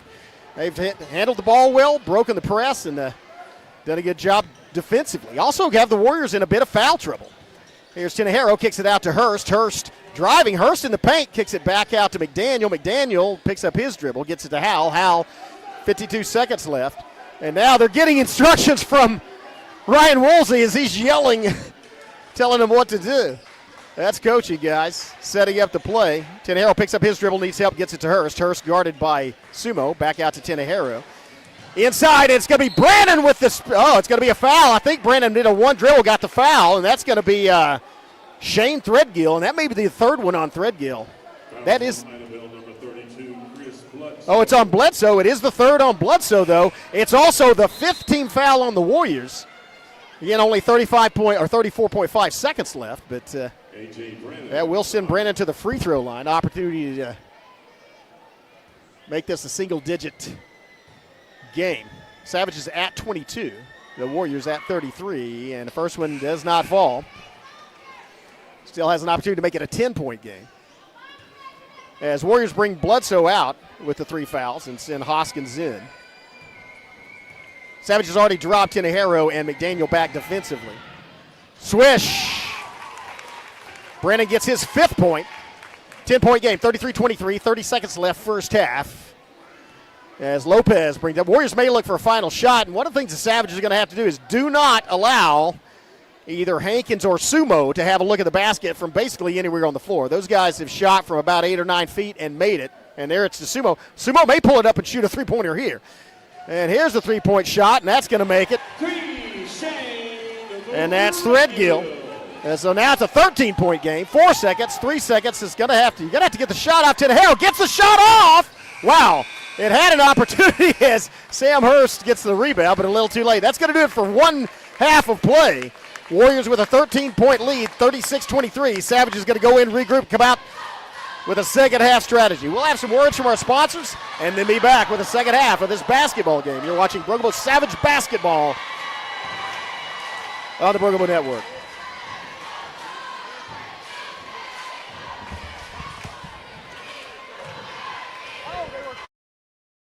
At McCurtain County National Bank, we are continually seeking ways to meet the changing needs of our customers. We offer a full range of services such as free checking, online and mobile banking, as well as great rates on cabin and construction loans. We're providing results through better service while giving you a greater value for your dollar. Visit us on the web at mcnbonline.com. McCurtain County National Bank in Idabel, Broken Bow, Hochatown, and Valiant.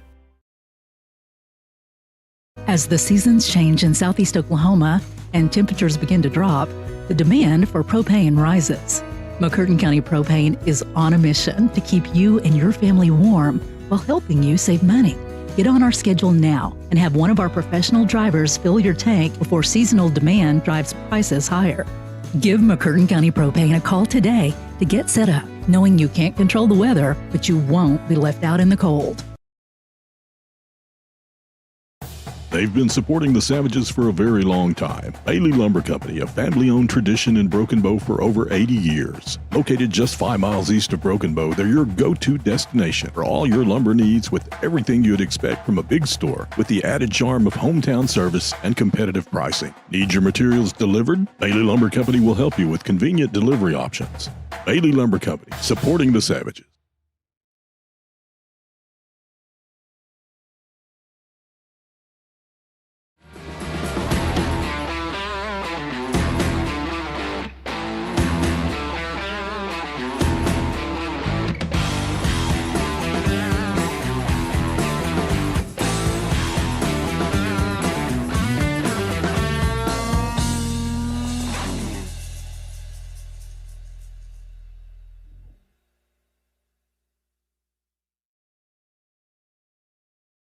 Something special is coming to Hochatown that could mean something special for your career. Choctaw Landing is looking to fill lots of great positions, so we need great people like you. Aside from offering a fun, upbeat work environment, Choctaw Landing Associates also receive great benefits. Some even receive a $1,000 signing bonus. You can check out available positions at one of our hiring events or online. Find both at careers.choctawnation.com. Choctaw Landing. All we're missing is you.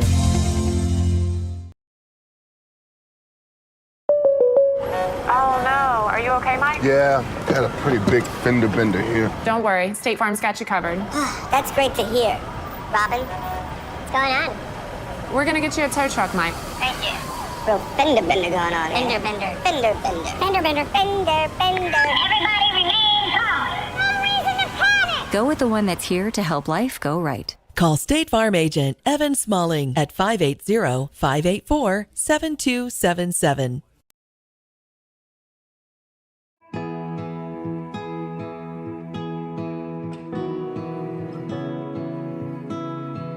Welcome to Kiamichi Family Medical Center Broken Bow, where our family cares for yours. We are a nonprofit community health center that can provide discounts based on your household income for all of our services. We see all patients regardless of status or demographics. When this office opened, it was perfect for me and my wife. We feel real comfortable, wouldn't go anywhere else, and are so glad that this is here. It's our family's medical solution to everything that we have. Come and meet our family today. Kiamichi Family Medical Center, family caring for family.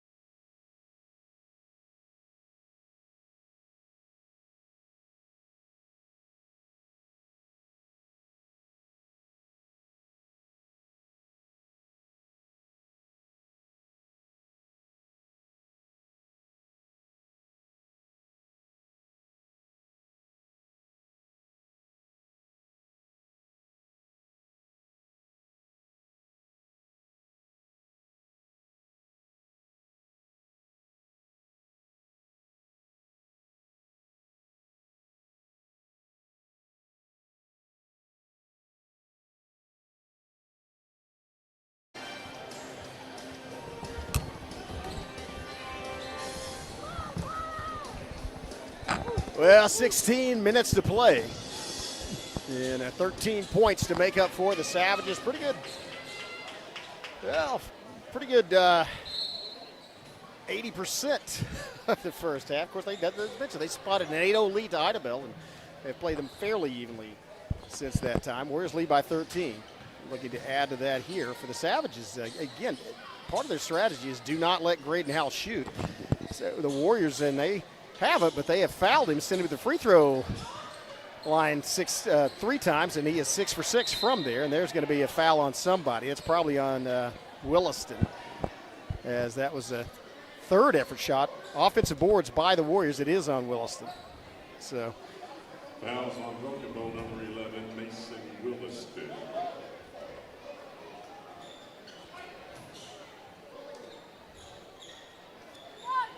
And so first foul of the second half. Warriors will inbound. Quickly to Threadgill. Threadgill driving, kicks it back out, three-point shot. Up and down. Hankins now in double figures with 12 points, all from outside the perimeter. Here comes Graydon Howell furiously dribbling into the forecourt and he gets it picked. That was just a steal, as he was quadruple teamed, and I don't know if that's that shot does count at the other end by Sumo. Savages wanted to travel, but not going to get it. Here's the thing. Again, well, that is the second, and that is a change because the Savages have now committed their second team foul in the first minute of this second half. The Warriors had multiple fouls. I mean, Savages way ahead on the fouls, and Sumo completes the +1. Press is on in the backcourt as they get it to Tejero. Now it's a 2-on-1 break. It's McDaniel tries to feed it down, and it gets stolen by Lopez. Good hustle by Lopez to get back down. Now the Warriors aren't looking for it, though. It bounces off the floor. They get it to Howell. Howell working inside. Howell gets the foul, and he goes to the floor hard. I hope he's okay, man. He did hit hard, but that is going to be on Bledsoe, and I think that's his fourth. I think that's Bledsoe's fourth foul, and so he will come out, and Townsend will come in. And so that's going to be the first team foul on the Warriors. Savages have 2. 6:51 left, third period. Brookwood trails by 19. And McDaniel with the floater. Doesn't get it, and a rebound inside by Townsend. Townsend, eluded the tie-up by Howell. Got it to Lopez. Lopez full court or half court pass. Three-pointer from outside and tipped. Rebound by Townsend. Now it's Sumo. Sumo with an arm bar on McDaniel. Backs it back out. Now to Hankins. Hankins says, I thought he was going to shoot. And now Hankins with the three-stepper doesn't get it in. And there's a foul. That's going to be a one on Townsend as he pushed off on, I believe he was fighting against Baker for the rebound. But whoever it was, that's going to be Marquis Townsend with his second foul. And the Warriors have that many as well. Now trap as Savages get it to Williston, and he's collapsed, looking for help, and he finds it, gets it across to McDaniel. McDaniel in the forecourt. McDaniel, and a feedback. Oh, what a great feed inside, and he can't elevate. He gets the ball stripped. Sam Hurst hurrying, trying to strip it. Here's going to be a lay-in and the foul. That's going to be the second one on Howell as Lopez elevated and got the bucket and the foul, and now early in this third period, it's starting to get out of hand as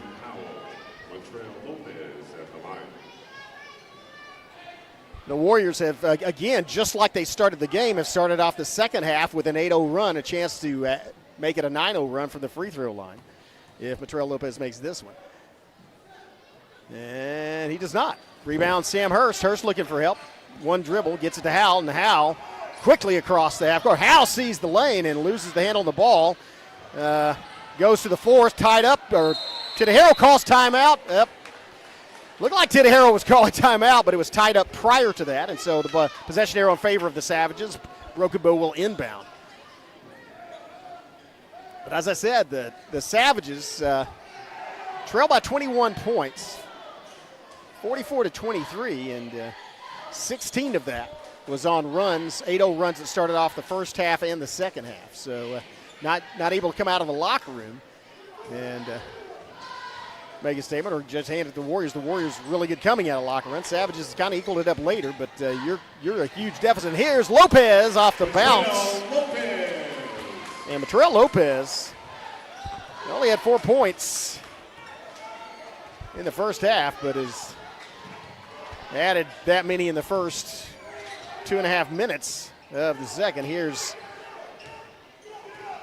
a double. Oh, nice feed inside, and Wilson kicks it back out. Baseline move, Tenejero. Tenejero draws the foul, and that's going to send Tyron Tenejero to the free throw line. I believe that was on Jabari Threadgill. Nope, that was on Hankins. That's going to be Hankins' second. I believe that's just Hankins' second. That, however, is the third team foul on the Warriors. Savages have 3 as well. Still a lot of time left in this period, 5:09. So Tenejero, first one swish. Tenejero, quiet first half for Tenejero, just 2 points. Adds one here in the third period. Opportunity to get it back to a 21-point game, but a huge deficit the Savages have to cut into. Again, they trail by 13 at the half.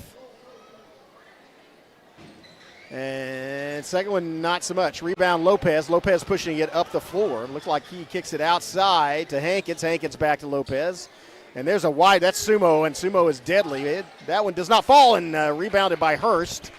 Hurst quickly gets it to Howell. Howell quickly across the half court. Crossover dribble behind the back. Now he draws a double team, kicks it outside in the corner. Bounce pass to McDaniel from Williston. McDaniel now bounce pass inside. Tenejero with a long jumper, and Tenejero lays it through the bottom of the net.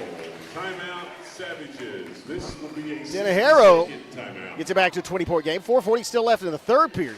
46-26. Timeout on the floor. We'll take one as well and be back in 15 seconds. You're watching Broken Bow Savage basketball on the Broken Bow Network.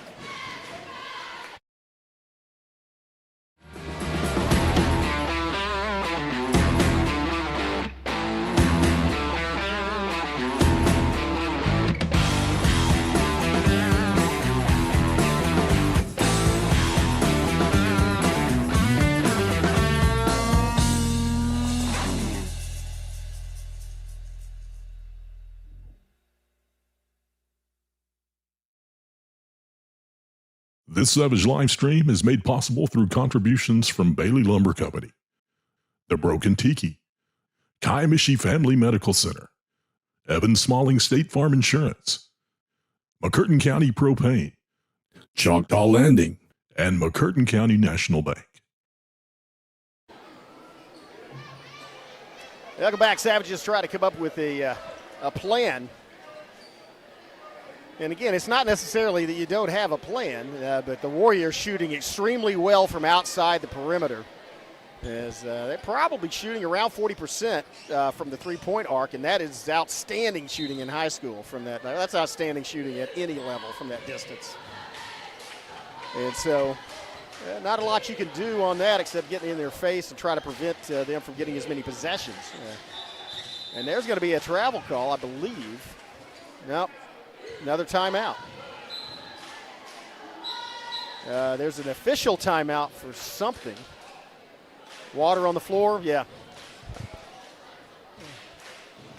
And when I say water, I'm using a euphemism. It's probably water. And anyway, they're going to have some moisture on the floor. They're going to have to get up because that is a hazard. Yeah, let's talk things over here. Savages trail by 20. A lot of time left. And, you know, you look at how Broken Bow has scored versus how Idabel has scored. Broken Bow has had about 2 3-point field goals. The Warriors have had 8, and that's really the difference. One of the big differences in this ballgame, other than the turnovers by Broken Bow. Now it's going to be Sumo looking to separate himself. Sumo launches it from 3 and through the bottom of the net. Sumo. That's his 4th 3-point shot. Hankins also has 4, and now it's a 23-point difference. Howell to Tenejero, back to Howell, and trying to drive inside. Get it back out to Tenejero, and he goes across, feeds it inside to McDaniel. Good job, McDaniel, controlling it. That ball was almost thrown away, and now it's a bullet pass, and Tenejero's fighting to get to it. Goes out of bounds off of Tenejero's foot, and will be Idabel basketball. So here's you look at, that's one of the things when you're passing, you're looking for open player, but the more passes against the pressure defense, the more passes you throw, the more opportunity, or the higher likelihood that you are going to have a bad pass or turned over. And here's Sumo shooting against defense. Well, unconscious. It may just be Idabel's night, as now they have doubled Brokenbow score 52-26, and Sumo can't miss. He had McDaniel right in his face that time, just a fadeaway jumper. And again, there is no substitute in basketball for accurate shooting, and that pass is deflected and stolen by Hoskins. And then quickly, Sumo from the corner. Expect this one to be different. Well, that actually didn't go in. He actually had a much better look for that one. And then, a good pass, recognition, Tinahero in the forecourt as McDaniel got the ball to him. McDaniel being double teamed. A little bit of a screen. Tinahero pulls up and shoots it to the bottom of the net. Tinahero with a smooth shoe. He now has 7 points. Savages to 28, but just too much ground to make up probably. And here's a wide open look for Lopez. Lopez shoots from three, high rebound. That may almost in over the back. Hoskins did a good job of not fouling Brokenbow. And a good rebound by Tinahero. Here's out to McDaniel. McDaniel, a good look from three. McDaniel off the glass, off the bracket and over the glass. And that's, that may be a little symbolic of Brokenbow's not close, but no points. That was a good look and a good job getting the ball out to McDaniel on the perimeter. But shot did not fall, and that means the score remains 52, Idabel 28, Brokenbow with 2:25 left and ticking in this third period. Lopez bringing the ball up. May have to hand it to the Warriors. Their strategy has worked so far, as there's a shot by Lopez missed, rebounded by Brokenbow, but they have not allowed Graydon Howell does not have a field goal. I don't know when I don't think that's happened. He's just a freshman. I don't think that's happened in any game. He has 6 points from the free throw line, and here's a block and a foul. That's going to be on Hoskins. I think that's just his second, maybe his first. The Idabel crowd doesn't like it, but he did get the fouls on Idabel, number 22, Baker Hoskins. So that is going to be the fourth team foul. Still almost 2 minutes left in this period, so any further fouls will send the Savages to the free throw line. Tinahero will get to shoot two here. That is Hoskins' first. And it rolls in. Has some good mechanics on the basketball. It rolls hits the front of the rim, but goes off the glass and in. So make sure you put the spin on it. Tinahero now with 8 points. Opportunity to make it 9 here. And that's going to be a lane violation from Idabel, but the shot counts. So Tinahero now with 9 points. Savages with 29, but the Warriors with 52. And Sumo just driving around. Now gets it to Shane Threadgill. Oh, they tried to run a play where they got it back to Sumo. It was thrown away by Garnett. And so will be Brokenbow basketball.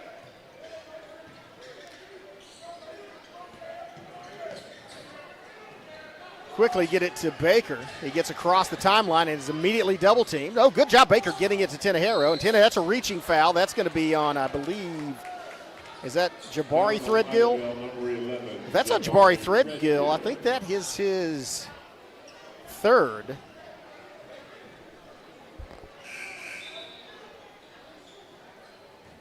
But that was a good job by Baker recognizing he was double teamed and trapped right at the half court line. So he just jumped, and at the height of his jump, threw the ball down to Tinahero. Oh, Tinahero again in double figures now. Good shooting from the free throw line. He's made his last three. 1:32 left in the third period. An opportunity to make it a 20-point ball game, and he does.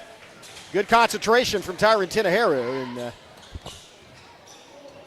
he now has 11 points, 5 of them from the charity strike. 20-point basketball game. Garnett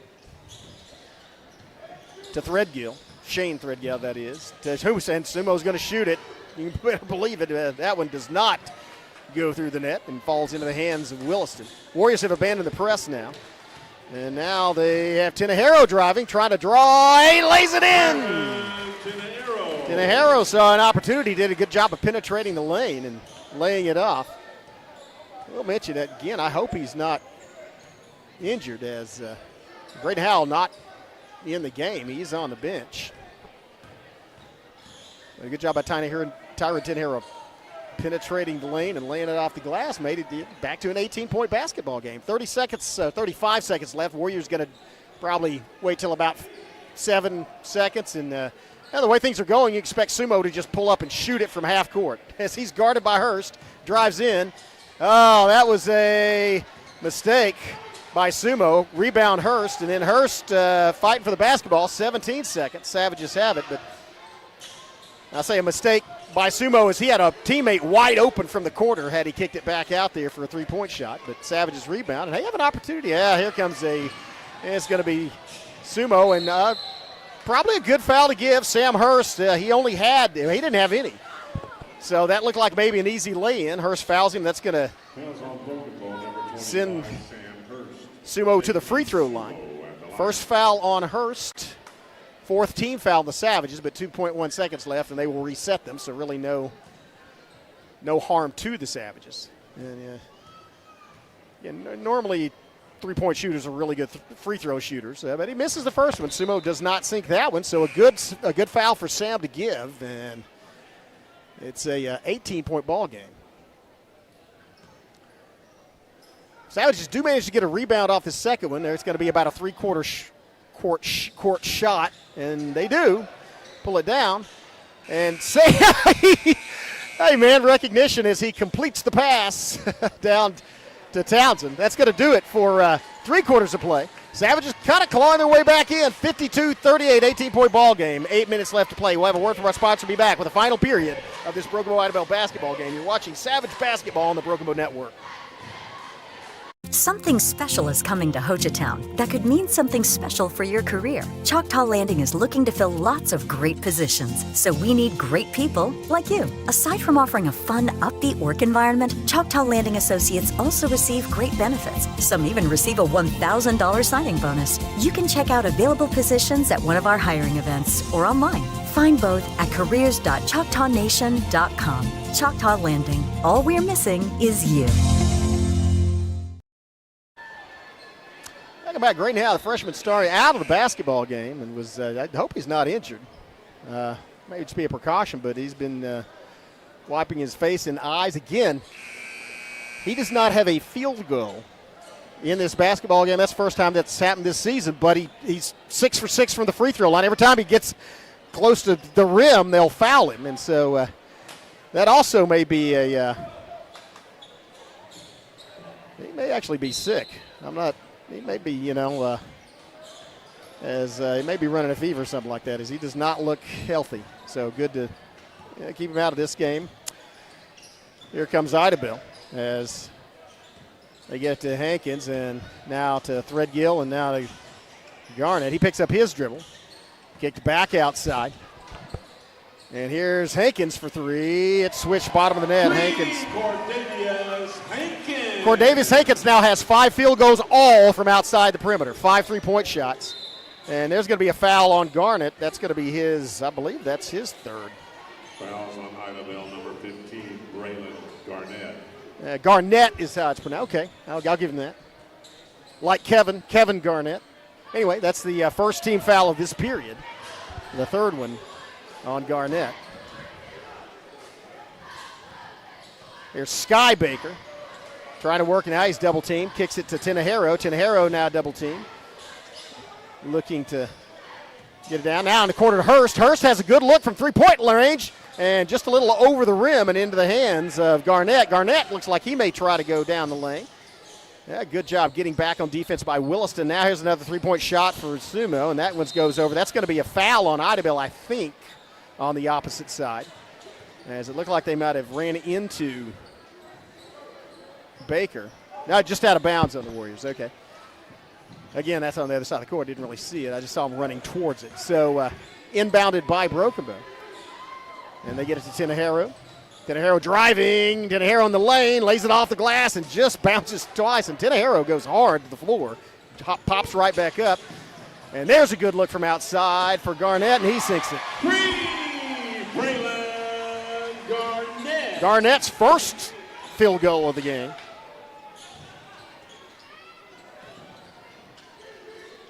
But the 14th three-point shot by the Idabel Warriors. Man. Sorry, 13th still. And again, on about, somewhere around 50% shooting. Here's a drive and a lay off the glass. I've been looking for a charge, but both players were moving. Not going to get it here. Same spot and different result. Rebound, Baker. 6 minutes left. Presses on in the backcourt. Savages get across as it's fed to Hurst. Hurst with the bounce pass to Tenejero. Tenejero with the floater. Does not fall. Oh, Hurst quickly, and Hurst tried to throw it as he was falling backwards. Just some quickness and went off the hand. I think it was deflected, at least the officials calling it. I was going to say, I think that was deflected by one of the Idabel players as Hurst was trying to feed it down under the rim, and it got partially blocked. Feed inside in the corner. Move by Baker. Feed Tenejero, and he gets stripped. I think it was Garnett that stripped Baker. Now it's a 2-on-2, and that's going to kick outside to Cooper. Cooper shot's off. And full court pass going to be intercepted. You could see that one coming, and that's something that might have been that was just a bad decision by Broken Bow to try to throw that three-quarter court pass. Now they get it to Tenejero. He gets it across. Tenejero has a lane to drive and can draw the foul, no, he doesn't. Good defense by Idabel to not foul. Townsend gets the rebound. And now it's Threadgill. Threadgill with a little errant pass. And then it's kicked back to Shane Threadgill. Clarify. Garnett brings it around. Out to Hankins, then down to Garnett in the corner. And ball's deflected and then stolen. Deflection by Baker. Steal by Williston. Tenejero with 4.5 minutes. Back into the front end. Warriors about to send their big starting lineup back in the game. Here's a fall-away jumper, no good, and the putback. Baker tried to get the putback, and it was just rebounded, knocked out of his hands, and stripped by Idabel. 4:20 left, 58-34, 22-point lead, and that's through the hands of Williston. And then Idabel shoots a three, rebound Tenejero. I have to say at least, and there's a half-court defense as Williston brings it across, drives the lane. He goes through between two defenders, does not get it off the glass, though. Boy, that's a huge difference with Howell not in the game. They do not have that player that can penetrate that lane, elevate, and then lay it off the glass. As Idabel rotating around, here's a three-point shot. It's down for Garnett. That's his second, both in this period. But now gets the Warriors to 61. Quickly to Hurst. Hurst is going to bring it across half court. Bounce pass to the corner, and there's a good open look for Williston. The shot's off the mark. Rebound. Oh, Tenejero with a rebound and put back, and that doesn't fall. Emblematic and symbolic of the Savages night, just not falling for him. Here's going to be a drive down the lane and a lay-in easy by Threadgill. And I should admit, by Shane Threadgill. Jabari Threadgill not in the game. Oh, wow. Went for still didn't get it. Here's a Baker three. That doesn't fall. Rebound Hurst. Hurst with the putback and gets the hack. That's going to be a foul on Hankins. That's going to be his third. That's the second team foul on the Warriors. Right at exactly 3 minutes left. And so that's going to send Sam Hurst to the free throw line. Hurst with 3 points in the game, all three from the free throw line. And that one does not fall, bounces 3 times, but then rolls off the front, no good. Warriors sending in a mass substitution as they send basically the starting lineup back in.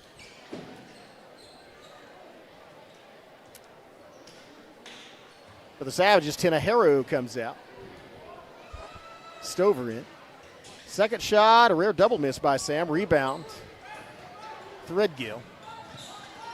And it kicks out to the corner. Here's a three-point shot. No good. Hits the floor. And somehow, wow, that was a partial block, and he got a piece of the body on the follow-through.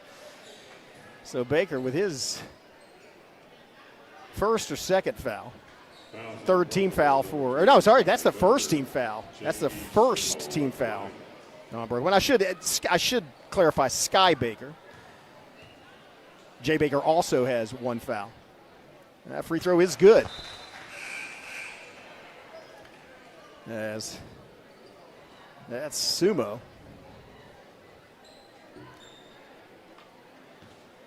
Sam Hurst comes out. Xavier Haywood comes in for Broken Bow. Both free throws made by Idabel. 65-34. 31-point lead for the Warriors. Trap in the backcourt, and Stover gets it to Haywood. There's a foul trying to steal, but that's going to be Sumo. That's the third or fourth team foul on them. I think that's maybe the fourth team foul on the Warriors. So 2:42 still left in the game. Stover inbound to Baker. Maybe it wasn't a foul, just knocked out of bounds, I guess. Yeah, trap in the corner. Stover tries moving on the baseline and maybe draws the foul down there. Let's see. That's going to be on Hoskins, and that will be the fourth team foul. So any further fouls by Idabel will send the Savages to the free throw line. Got to be too little too late, though, as they trail by 31 with 2.5 minutes left in this basketball game. Here's a drive down the middle by Baker, and he manages to get the basketball. He somehow didn't go out of bounds. There's a three-point shot on the way. Long rebound.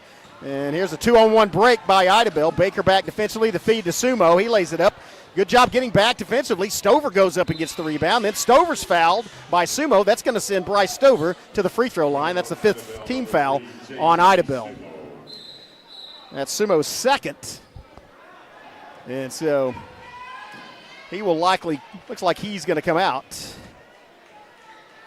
And Golston's going to go in for Idabel. Probably after this free throw shot. Stover at the line. Bryce Stover at the line.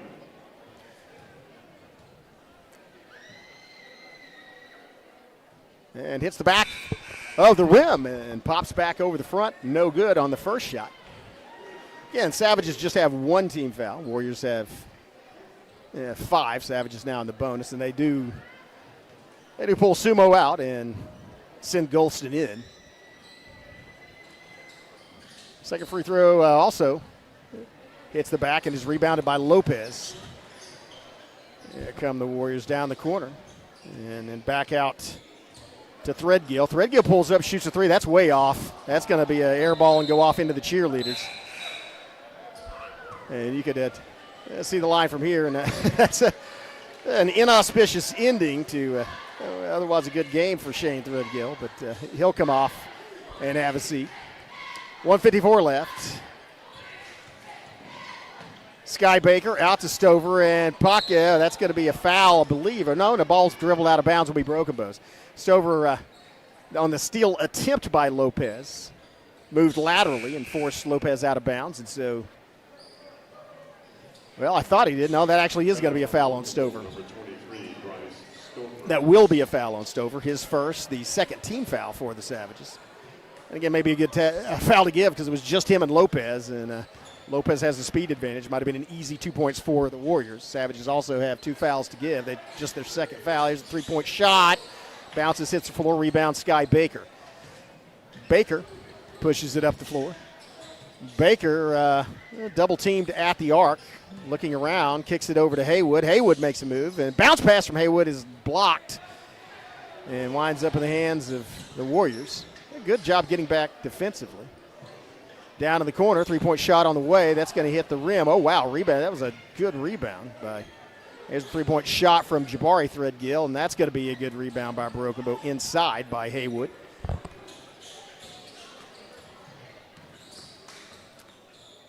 Out to Sky Baker, down in the corner. And then back out to Baker. That shot, no good. Final minute of this basketball game. Warriors going to get the win tonight. And ball's on the floor. Opportunity for the Savages. Oh, nice feed down to Brannon. Brannon lays it up and off the glass. A.J. Brannon with his 7th point of this basketball game. And gets the Savages back within 30, and the Warriors look like they're going to maybe dribble out the clock or not. Hoskins, and I think he might have drawn the foul. And that's going to send Hoskins to the free throw line. That's the fourth. If so, that's 14th foul on Broken Bow. And so the foul is on Stover, his second, third team foul. And Hoskins back to a 30-point lead for Idabel. So the Warriors going to get a sweep of the Savages in basketball this year, all 4 games in this Little River rivalry. Hoskins hits both of them. Good luck to them the rest of the season. They are ranked second in the state in the girls' team. I think the boys are too, second or third. Each of them have only lost 1 all season, and favorites to go to the state tournament and place highly there. For Savages, they got a couple of road games, and then they will finish up at home on senior. Oh, Brandon drives in and lays it off the glass, and pinballs, that's going to do it. Be time maybe for a last shot. Again, Warriors win this, and we'll be back. Savages are going to play at Valiant and Silo before their final regular season home game. That will be senior night in Broken Bow on February 9th. We will bring you that game live on Friday from Broken Bow, a week from this Friday. If you want to catch those games, I believe Valiant's all their games live streamed, so we'll look on the Broken Bow Facebook page, Broken Bow Public Schools Facebook page. You can get the link for that game, and the Silo game may also be live streamed. I believe both of those you can watch. We'll post those links for you, but back on this channel, we'll be back on Friday, February 9th for senior night, and the close of this regular season for Broken Bow basketball. On behalf of Carissa Dirksen and Miley Trent, I'm Chris Chandler. Good night. We'll see you a week from Friday.